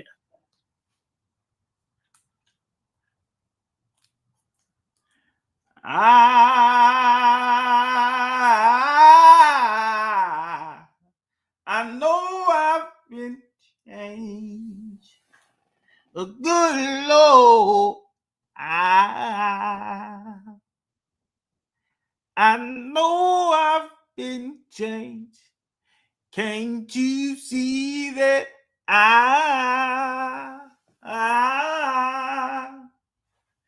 I know I've been changed. Good Lord. Graphic fact about the Americas is that the black population of the US, which of course amounted at the time of the Civil War to something like 4 million people, those people did not come from Africa. They came as a result of natural population growth. Yeah. The slave trade to the US was shut down largely in 1807, not completely, but largely. So if you look at the census data for the US in 1870, which is when Black people were finally included, you'll find almost no Africans. They were, of course. Mm-hmm. You find what? What'd you say there, boy? Now, what'd you say? Like 4 million people. Those people did not come from Africa. They came as a result of natural population growth. Yeah. The slave trade to the US was shut down largely in 1807, not completely, but largely. So if you look at the census data for the US, look at the census, 1870, which is when Black people were finally included, you'll find almost no Africans. God damn. Boy, it's getting harder and harder by the day to be a Pan-African. I'm talking about lashes crossing nigga ass. Yeah, I'm acting like everything all good. We're gonna wait till you get out the shower after you take that bath and run in there on your ass, nigga, while you still wet and get to hitting you with that switch. Waka kaka. Yeah, you need a slave ass whooping. You nigga done taught our people this bullshit. You need a slave ass whooping. And this man said, I done gave these folks the facts, and historians and scholars are pushing a different narrative. How in the hell everybody else know, but we don't know, and they telling us we crazy. They say our grandma was crazy. But they ain't know why. What makes you ashamed to be African, nigga? What makes you African? Let's start there. What makes you an African? Yeah, you mean before we get to the shame part, nigga? What makes you African? They were, of course, Native African Americans, and that's not something that people have taken on board. We was Native African Americans. He trying to say we was Aboriginal niggas. You know what I'm saying? Since he called us African Americans already, you know, the term they go by. He's saying they're native to the Americans. The 4 million at the Civil War. By the time of the Civil War. All of the records, none of the records are saying these people from Africa. So where in the hell is this coming from? And he finna get on these historians and scholars about it. Exactly. You also made another fascinating observation. The British suppressed the slave trade, but their efforts were not successful at curbing the exports of Africans. That's what you said. Yes, they spent a lot of money. 12.4 million pounds. That's yes. And it's in the same ballpark as what they paid the slave owners in 1830, from 1833 on, to get rid of slavery itself. But even though the British Navy captured 1,600 slaving vessels, this in itself was not sufficient to shut the trade down. You have to describe the British efforts as really a failure. What matters in abolition is the attitude of the state that's doing the importing of people. And in the case of Brazil and Cuba in the 19th century, there was no appetite at all to suppress the slave trade. It wasn't until the U.S. Civil War, and before that, I guess, there was the abolition movement in Brazil was important. And clearly, of course, there were major slave revolts. But I don't think that British suppression policies, at least as far as the Navy was concerned, can be described as successful. But they were expensive. Of course, yeah. Yeah, they about to shut the whole program down, especially the African program. And anybody can go in the Royal African Company records, and it'll show that they had votes set down, meetings, you know, concerning shutting down the operation in Africa because it wasn't profitable. But their profits throughout the Americas, you know, in the Caribbean islands were very profitable. In fact, almost as expensive, as I say, as the money paid to the slave owners in the 1830s and 1840s. So we went off course a bit because originally we were discussing the transatlantic slave trade and its effects, but the questions were interesting. You were posing some interesting questions, so I had to ask some questions to explain the issue so that our audience can understand. Yes. In the book, you also debunked the argument that the transatlantic slave trade altered the nature of slavery in Africa. That's a popular thesis, that the transatlantic slave trade amplified slavery in Africa. Is it true? I think there was certainly an impact. The thing is, slavery in Africa was, I'm sure you know, originally quite different from the slavery that existed in the Americas. There's an argument put out by Paul Lovejoy and others that, in fact, the abolition of slavery didn't really have much impact on Africa initially, because slaves that were previously sent across the Atlantic were now being fully employed in their point of origin. But if you look at the level of African exports of commodities like palm oil, especially, it doesn't. There is nothing there in terms of scale which could possibly explain alternative uses for Africans after the slave trade across the Atlantic was abolished or suppressed. So basically he's saying it wouldn't have been a point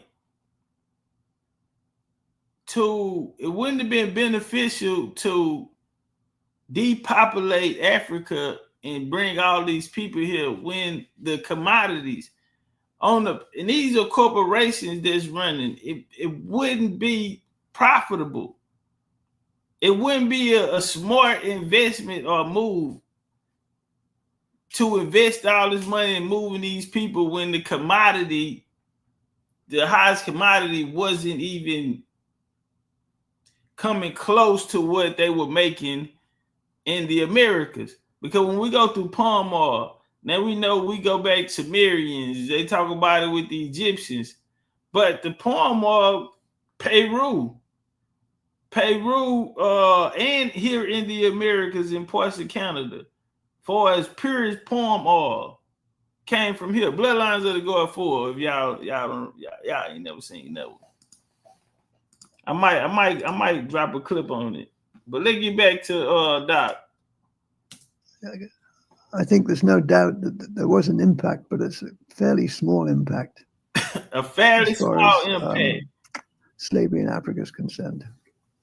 Hold on, y'all. A fairly small impact for slavery in Africa concerned. For Africans after the slave trade across the Atlantic was abolished or suppressed. So I think there's no doubt that there was an impact, but it's a fairly small impact as far as slavery in Africa is concerned. That's why I really like the book. I like it when people overturn grand narratives. Yeah. Well, I'm not sure I would. I think we got to get him. I really don't have high hopes for the book in the sense of overturning grand narratives. That would but be interestingly, David, Herbert S. Klein, he wrote a book in 1999. Watch he bringing up other scholars. And watch what he say about these scholars who writing these books on the transatlantic slave trade. Nigga, get that shit up out of here. On the transatlantic slave trade. It's a really good book. Yes. And Jeremy Black has a book. I've read several books on slavery. But I think that Herbert S. Klein's book, that's the best concise book dealing with the transatlantic slave trade. And now this nigga just told, look at the look he said. Look how David looking. After Lipton say that was like the best, book written on the transatlantic slave trade. Look how Dave look. Bro, when you in this scholar world, this shit is, you know who got something and who don't. Watch what Dave say. Her book could be the best book dealing with the Atlantic system. And I've read several of them. I'm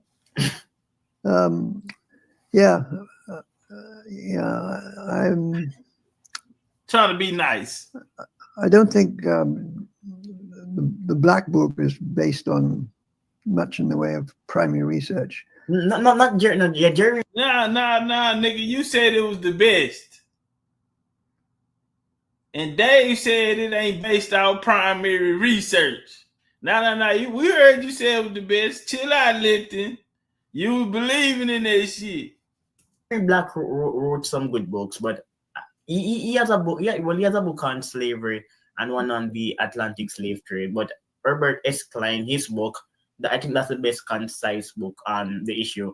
And yours is a really good book for people who want to understand the Atlantic system. Yeah, I think the Klein book just predates the findings in the Slave Voyages website. It's from 1999, but it's really it's still pretty good. What's missing from it is the inter-American slave trade. It's that changes things, and that only became apparent subsequent to 2010. What I told them niggas when I put that big 6 on the board, that Black European. Because now we finna find an understanding on the transatlantic slave trade. A lot of this shit here wasn't using primaries. What was being left out? The European slave trade and the intra-America or domestic American slave trade. Indian slave trade was missing. And like he said, them niggas before him they don't know what he know because they ain't even look for records. They just came back and told us, they gave us numbers. He said West Africa was never depopularized. Why? Why would it be? When it's not even beneficial to the company. You hurt my pocket. I'm taking losses fucking with that. Actually, subsequent to 2018 or 19, that was when we actually launched the Inter-American Slave Trade Database. And that's what's changed. That's what's changed the game. That what changed. Yes. Indian slavery changed. No, let's talk about the Portuguese. Indian slavery changed the game, like he said, nigga. We gotta get him. Y'all go get him, goddamn. I need my 2 spies, man. Intel, Dosey, goddamn, Feather, and Sword. Y'all go get him and come back with him. Runs. In your book, it was explained that Portugal, for a long time, was the superpower in the business of slavery. Goddamn right. Well, it was displaced briefly by the British. Yes, briefly, you did say that. In the 18th century, yes, but that's true. Overall, the Portuguese are easily the major slave traders. Easily. So did the slave trade. But like I told y'all, after the Civil War is when they made the British the bad guy.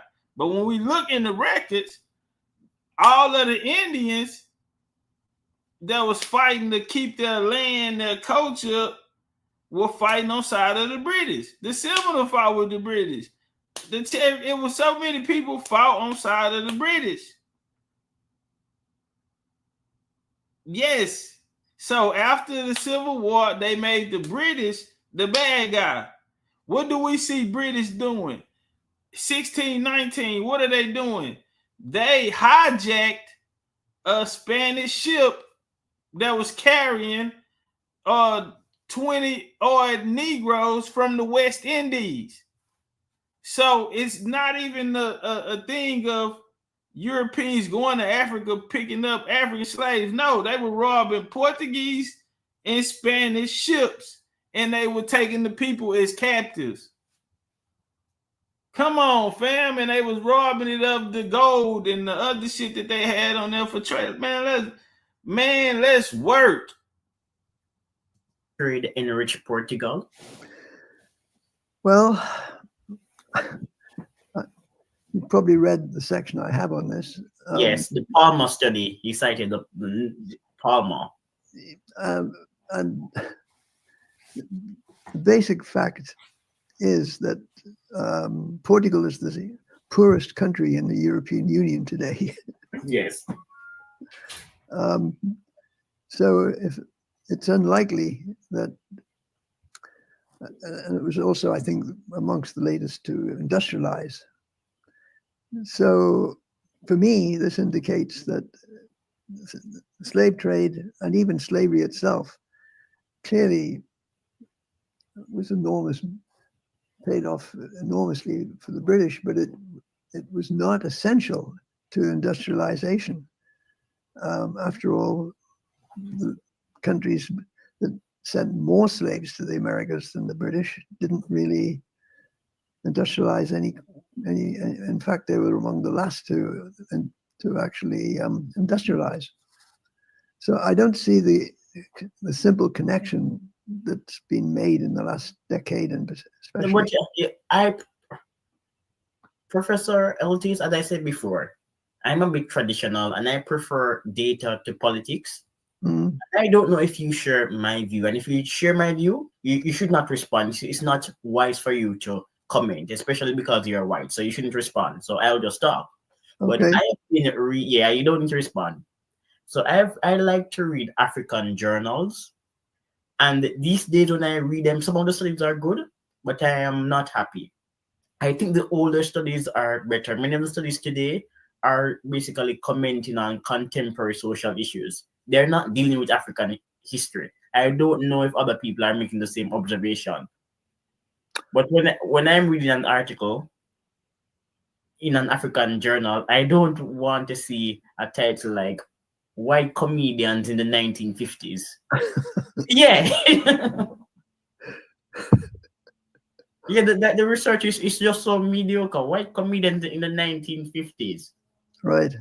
Like, what's the point? Like, when I'm reading the Journal of African History, the studies from the 70s and 60s, they were so good. And I'm like, what happened? Yeah. Yeah. No, I'm aware of being out of step with the current scholarship on this topic. Yeah, I just think like another journal had a feature on a topic, history and activism. That's not academics. What is that? Yeah. Yeah. I think in a sense my book is 10 years too late. Yeah, 10 years too late. But another point I want to make is that in academia today, there is such a serious gap between empirical research and public history. So I read academic studies, and the academic studies don't reflect the public discussion. So currently today in the Western world, the consensus is that Europe benefited from colonies, but that's not what the research shows. That's not what the research shows. The research shows that colonies were not needed for industrialization, and people keep saying it. Okay, so we're both 10 years out of date. Yeah, people keep saying it. There's even this new study, when I say it was published around 2015, 2016, literally saying that innovation and population growth led to economic growth in England. And people are still saying England is rich because of slavery. Yeah, well, it certainly helped. But the central question is the counterfactual. What if there'd been no slave trade? Because I was reading a book and the person cited one of your books where you said that around 50 other industries were as important as slavery in England. Yeah. Yeah. Yeah. What can I say? Yeah, exactly. So another point again that I find really interesting is in the section when you were talking about land ownership, and you said that land ownership is not the path to economic growth in the Caribbean, because in the colonies where land was not access, people today are doing better, and I also shared that opinion. Owning land is only profitable when you become a landlord or if you have the capital to engage in industrial farming, but peasant farming should not be promoted. Yes, I think that's right. And in fact, the parts of the Caribbean that are doing best today, like Barbados, yes, possibly Antigua, they're the ones with the least availability of land.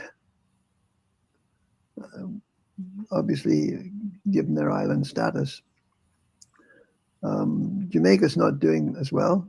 No, Jamaica is improving. So the economy is growing, but slowly. Right. Inflation is manageable. It's lower now. Unemployment is at a record low, but many of the jobs are low-paying jobs. But it is improving. Interestingly, Jamaica curbed its fiscal liabilities by around 50% in 10 years. So it's improving, but Barbados is still a better country. Yeah, yeah. And then, of course, there's the issue of Cuba, which in the 19th century was amongst the richest place in the world to be. And today, well, it's complicated, of course, by US policies towards Cuba.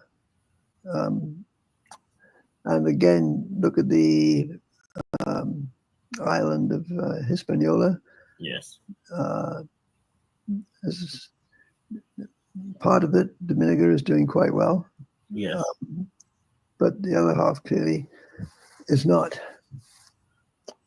So it's a complicated relationship. Land availability and its impact on economic growth, economic well-being.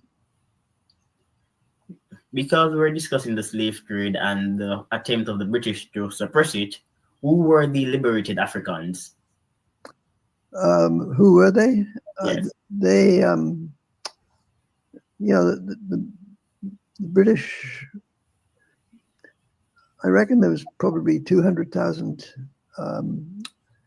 people of African descent freed in the 19th century. And the final chapter of my book does try to explain what happened to them. And it does indicate that they were subject to huge discrimination. They may have been removed from slave ships, but they were not accorded the same rights anywhere close to up there in the structure, Mr. TD. People of European descent who in the 19th century were moving to the Americas in huge numbers. So liberated, so-called liberated Africans, they weren't really liberated because they were subject to controls which Europeans were not.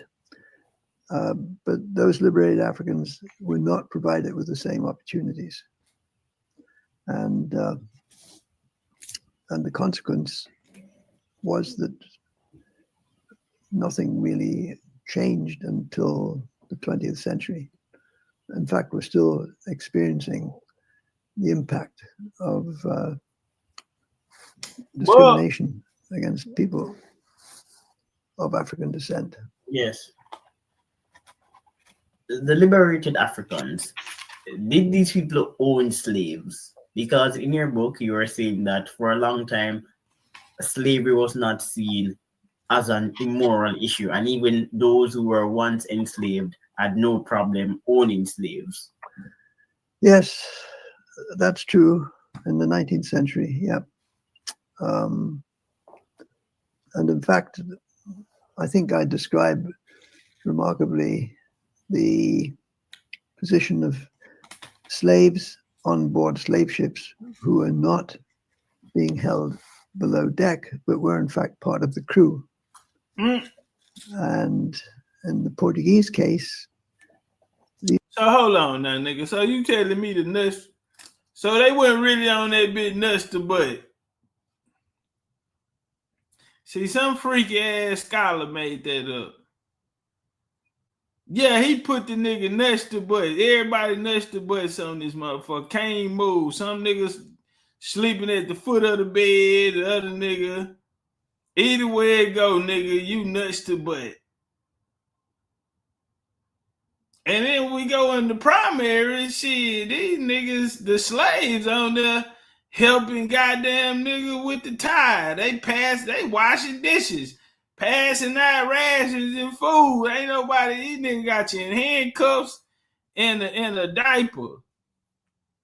Handcuffs and a sumo wrestler diaper, fam. Bucket naked in the goddamn me wrap around in the sumo wrestler diaper. Whole time ain't none of that type of shit ever went on. these people received their wages in the form of a stake. Them niggas got paid in the form of stake, and nigga, you're doing labor. A lot of those, if you couldn't afford, that's like right now, if you go to a restaurant and you can't pay the bill, what they make you do? Go wash the dishes. You back there, you mopping this shit. You know what I'm saying? Oh shit, you better be ready to wash some dishes. Well, you can't pay for your journey. You ain't got no to pay for this boat ride, nigga. Your ass gonna do some labor while you on here. Come on, fam. One or more of the Africans who are below deck. Yama, what up, family? We've got this remarkable situation, which you won't find in the British or French slave trades at all, of African crew members actually owning in some cases it was just a fraction of a person, but that was how they received their pay. And most striking, and on the same platform, it's useful to look at the Africans that returned to Africa from the Americas in the course of the 19th century. Cubans, especially people from Cuba, but also from Brazil. Some of them returned to Africa and actually participated in the slave trade. So what this tells you is that slavery itself continued to be acceptable until quite late in the 19th century. No, this is what many people wouldn't know. The planters in the British West Indies, they had a lobby group in England. So the powerful lobby group could impose demands on the British Parliament. But African slave owners in Africa did not have a powerful lobby group. So African slave owners didn't get compensation, even though they wanted it. And you mentioned another group in Jamaica, the Accompong Maroons. Yeah. Who are those people? Right. Yeah. And actually some of the Maroons owned slaves too. There's a student, she's now a professor, who's written a book on the Jamaican Maroons. Ruma? Yeah, she's. So say that again. Is it Ruma Chopra? No. Okay. She wrote a book. Are you talking about one of your students? No, it's not one of my students. She's at the University of British Columbia, and I just forget her name.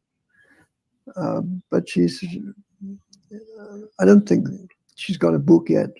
She's too junior, but her thesis, which will no doubt turn into a book, is on the last Maroon community in Jamaica. Yeah, the cash out working. And it turns out that when the British abolished slavery and offered compensation to the slave owners, some of the Maroon community actually applied for compensation, and they were turned down. Just another example of discrimination, I guess. Exactly. That's right, Sweet Feather, and they even fought in the wars against Ghana. Check.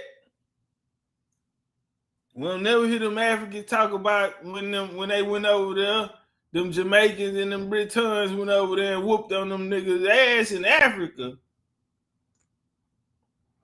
So who really were they? And if they were the same people, why are they going back fighting with the European to go fight their own people? Stop it. Stop it. The rest of that, they then turned to the colonial government What OG era walking in? and tried to get compensation from them. So it's clear that the ending of slavery really hinged on not so much economics as on attitudes. Yes. You mentioned the economics. Seymour Dresser, Eric Williams. For those of us who don't know, who was Eric Williams? He was the most famous, the most renowned, by far, Caribbean historian I think that there's ever been. His political career helped, of course, but his book had enormous impact and still has a huge impact. Well, I like Eric Williams as a politician and as a writer. Capitalism and Slavery is not a book I really love, but do you think that Capitalism and Slavery is deserving of the attention that it has been getting? I don't think the thesis is tenable.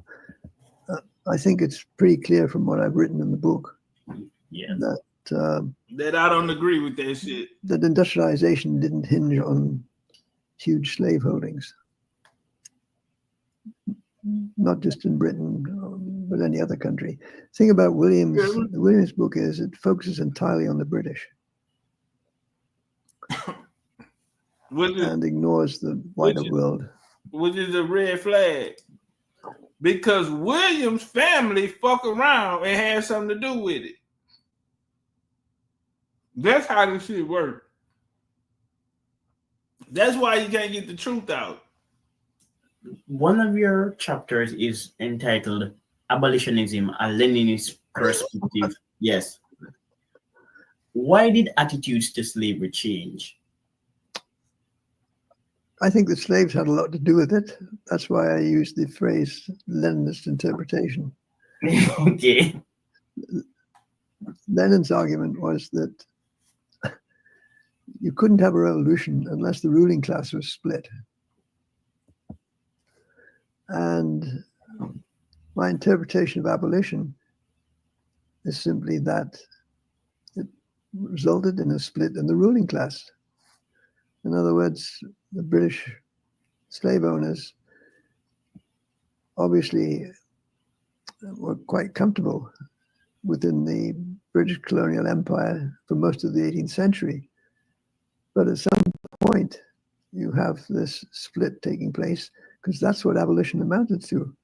It amounted to a break in the universal acceptance of slavery, not just in Britain, but actually in the Western world, or indeed in the globe as a whole.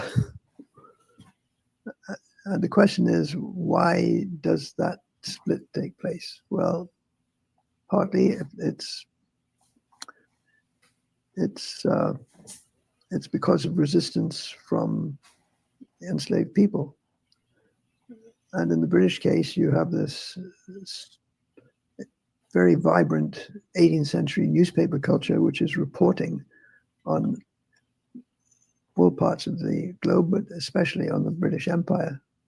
And it's clear that what's going on there is becoming increasingly unacceptable to the mass of the British population. So in that sense, there was a break, a split. And that's what enabled, in my view at least, the eradication of the institution itself. Slave revolts on the ship. Did slave revolt on the ships? It's not just that, it's slave revolts in the Caribbean. The largest, of course, was the revolt in Jamaica in 1831. It's not a coincidence that you get abolition of slavery itself taking place 2 years later. Okay, so would you say that the slaves abolished slavery? Richard Hart. Yes, I know Richard Hart's book. In a sense, yeah, there's a truth to it. I think a greater truth than what you find in the original Williams book, Capitalism and Slavery. I want you to talk more about newspapers, because you mentioned the newspapers commenting on slave revolts and what happened on slave ships, etc. Talk more about the newspapers. I found that part to be really interesting. Well, it's the British, for whatever reason, developed a culture, a newspaper culture, in advance, I think, of most other countries in the world. You can see it growing in the 17th century, but of course it really explodes in the course of the following century. And like newspapers everywhere, they like to report on violence, and increasingly the slavery Americans provided the source material for this interest. Beginning, of course, with slave ship revolts, large numbers of which were reported. I mean, we've got instances of over 600 slave revolts in the slave voyages data set. And the information we've got there all came from newspapers. So you can see that the growth of the newspaper culture was also the potential growth of abolitionism. Yeah, and newspapers are really interesting. I remember reading a newspaper story. It was about Three Finger Jack in Jamaica, that outlaw. Right. Yeah, Three Finger Jack. There's a young woman. She has a book on Caribbean newspapers. Her first name starts with J. Joanna. Yes, let me look at it right now because I don't want to mispronounce it. I think it's Joanna. Traders in the 18th and 19th century. Either not as rich anymore, or their descendants live abroad. Yeah, I mean, there's a whole book waiting to be written on the descendants of these people. It's not just in Jamaica. The gap is everywhere. Yeah, especially in Africa. I mean, so many West African countries have an elite which is descended more or less directly from slave traders in the 18th and 19th centuries. It's a book that needs to be written on West African slave traders and their bloodlines and their affiliation in the transatlantic slave trade. And you know, nigga been saying this the whole time. Nigga been dropping lectures and dropping bars on this, telling niggas what it is, breaking down the families, the line, how I got created, how I got started, all that type of shit, man. That nigga says a whole book waiting to be written. You know what, Dave? I got you, homie. Because I got that work. I already did the lecture on it. I just need to write a book on it. I got that work. So, yeah, I got you, David. This is one that need to be written, goddamn it, nigga. And we body bag colonizers over here. So, we already zipped them up. Like Cousin Junior say, the work is done. All we need to do is, goddamn me, just put it in proper representation. There's a young man. He wrote an article in the Journal of African History. He has a European sounding last name, and in his article he referenced people with his last name. I don't know if they're related, but I would love to have him as a guest on the show. Right. He's from Ghana. Tell me about your show, because I don't know it. Oh, my show, you're on the show right now. That's why I want to know more about it. Yes, I interview academics like yourself. Well, I will interview anybody who's interesting and smart. I like people who are not just controversial, but also substantial. That's why you're on the show. Some years ago, I sent you an email. I didn't get a response, and I think that was because you were busy writing this book. Yes. I'm sorry about that. Yes, because I wanted to talk about nigga, we need an article you had written recently, but we already discussed it in the interview. It was about Portugal and why Portugal is not rich as other countries despite its involvement in slavery. Because right, it used to be a powerhouse. One thing you could do is send me a link to your show, because I haven't been able to watch it. Of course, yeah, of course, I definitely will. But because we're talking about merchant and the slave trade, let's talk about Liverpool. Were most merchants rich? Of course. Well, yeah, you've got to qualify that. Yeah, what do I mean by rich? Because I remember a statement in the book saying that many of the merchants were not as rich as we thought. No, what's been ignored in the literature is the huge number of small investors. Yes. People who maybe had 3 or 4% in the stock that's in this shit. You know what I'm saying? 3 or 4 exposures to the slave trade. And in fact, if you look at Liverpool's a bit of an exception because the merchant class was extraordinarily big.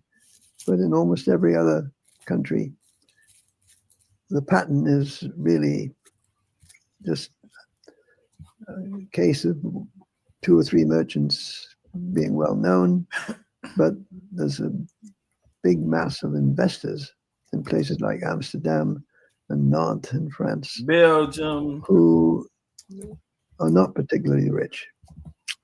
It's an indication, really, of but they how have broad a the bloodline. acceptance of the slave trade and slavery They come was. Bloodline though. It was no different for most people until late in the 18th century. Anyway, it was no different to investing in a whaling voyage or a voyage for, I don't know, palm oil to West Africa.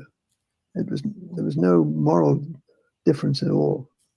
It's not until the abolition campaign that people begin to question this position. The name of the academic is Robert J. Bennett. Collective Action When Needed, the Kingston Chamber of Commerce in Jamaica, 1778 to 1785. Okay. Yeah, I read some of his work. Yeah, maybe put that in the chat. Yeah, no, I wanted the listeners to know him in case they wanted to check it out. Sure. So where do you find most of your audience? Americans. So I'm in the UK now, but this show has been predominantly American and England. Some Germans seem to like it. Okay. Yes, but what are you from the UK? Many years ago, yes. Oh, because you have an accent, but Yeah. you don't have memory. So where were you born? South Shields. Repeat?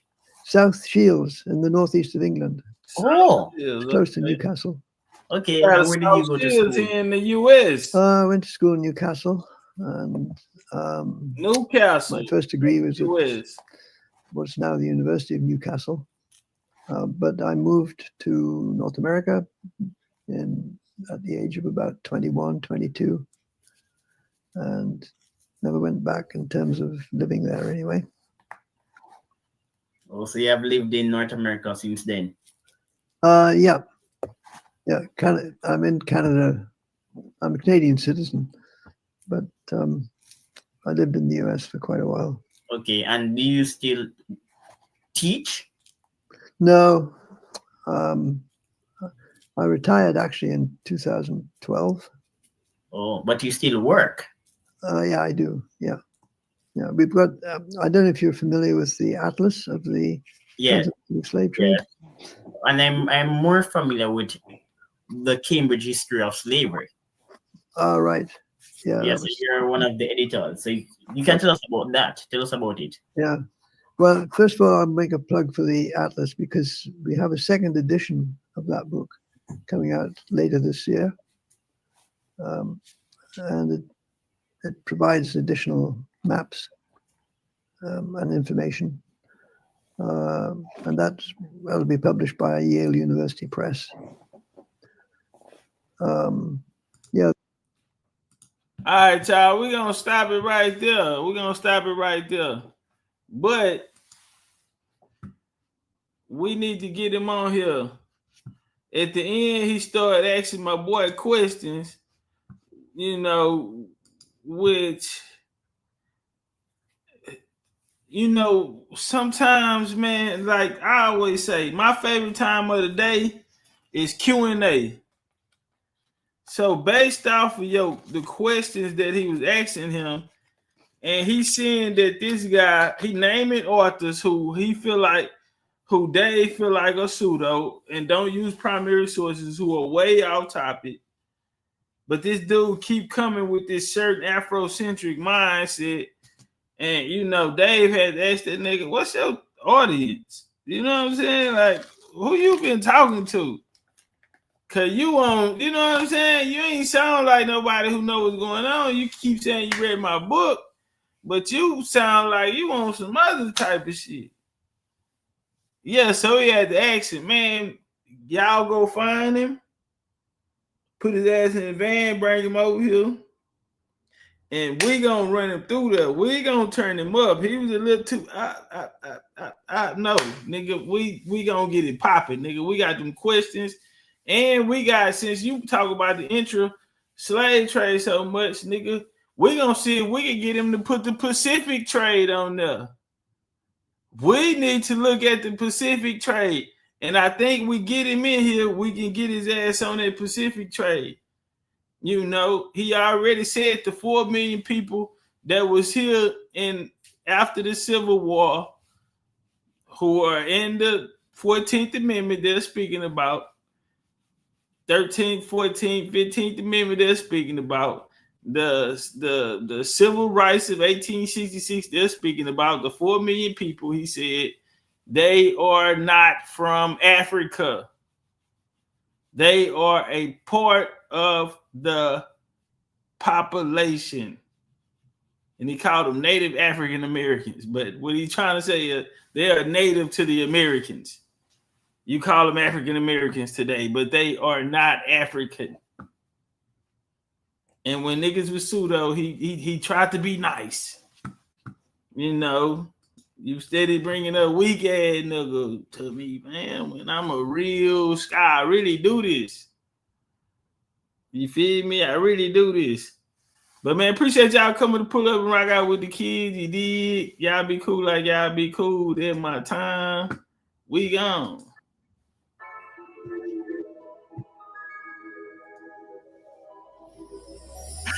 Hey, what? Gotta be something different. You must be made for me. Patience is nothing. In and out, in and out, in and out. Arguing, trifling, difficult. No, I don't. Why you? You baby bad. You pass me, babe. I don't forget that I can have this, babe. Nobody else made it. Nobody else had a clue what I do, what I do. Right around the love, right around the trip, right on my dick. Hold up. Right around the slap me up, babe. Don't wanna fit. Right around the love.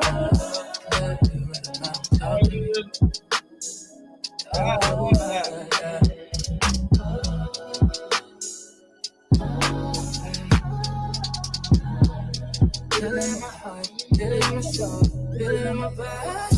My body takes that you know. Hey,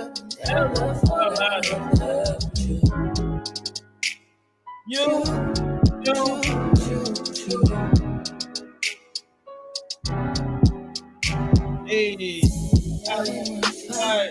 I don't trust, baby, I'm trusting you. I'm trusting you. Fighting on my mind, fighting on my life for you. I'm trusting you, babe. I want this. I want this. I feel so bad that I feel it in my chest tonight. I want it. I want it. Yeah. Never thought I'd have loved you.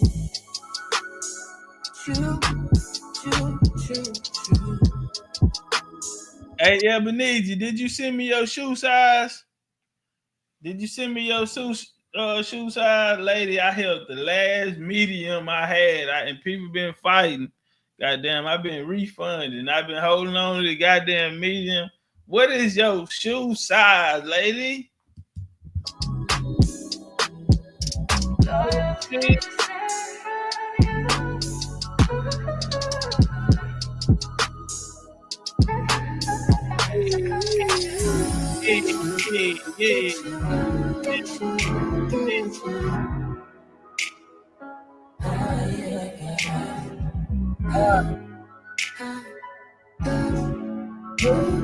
Girl,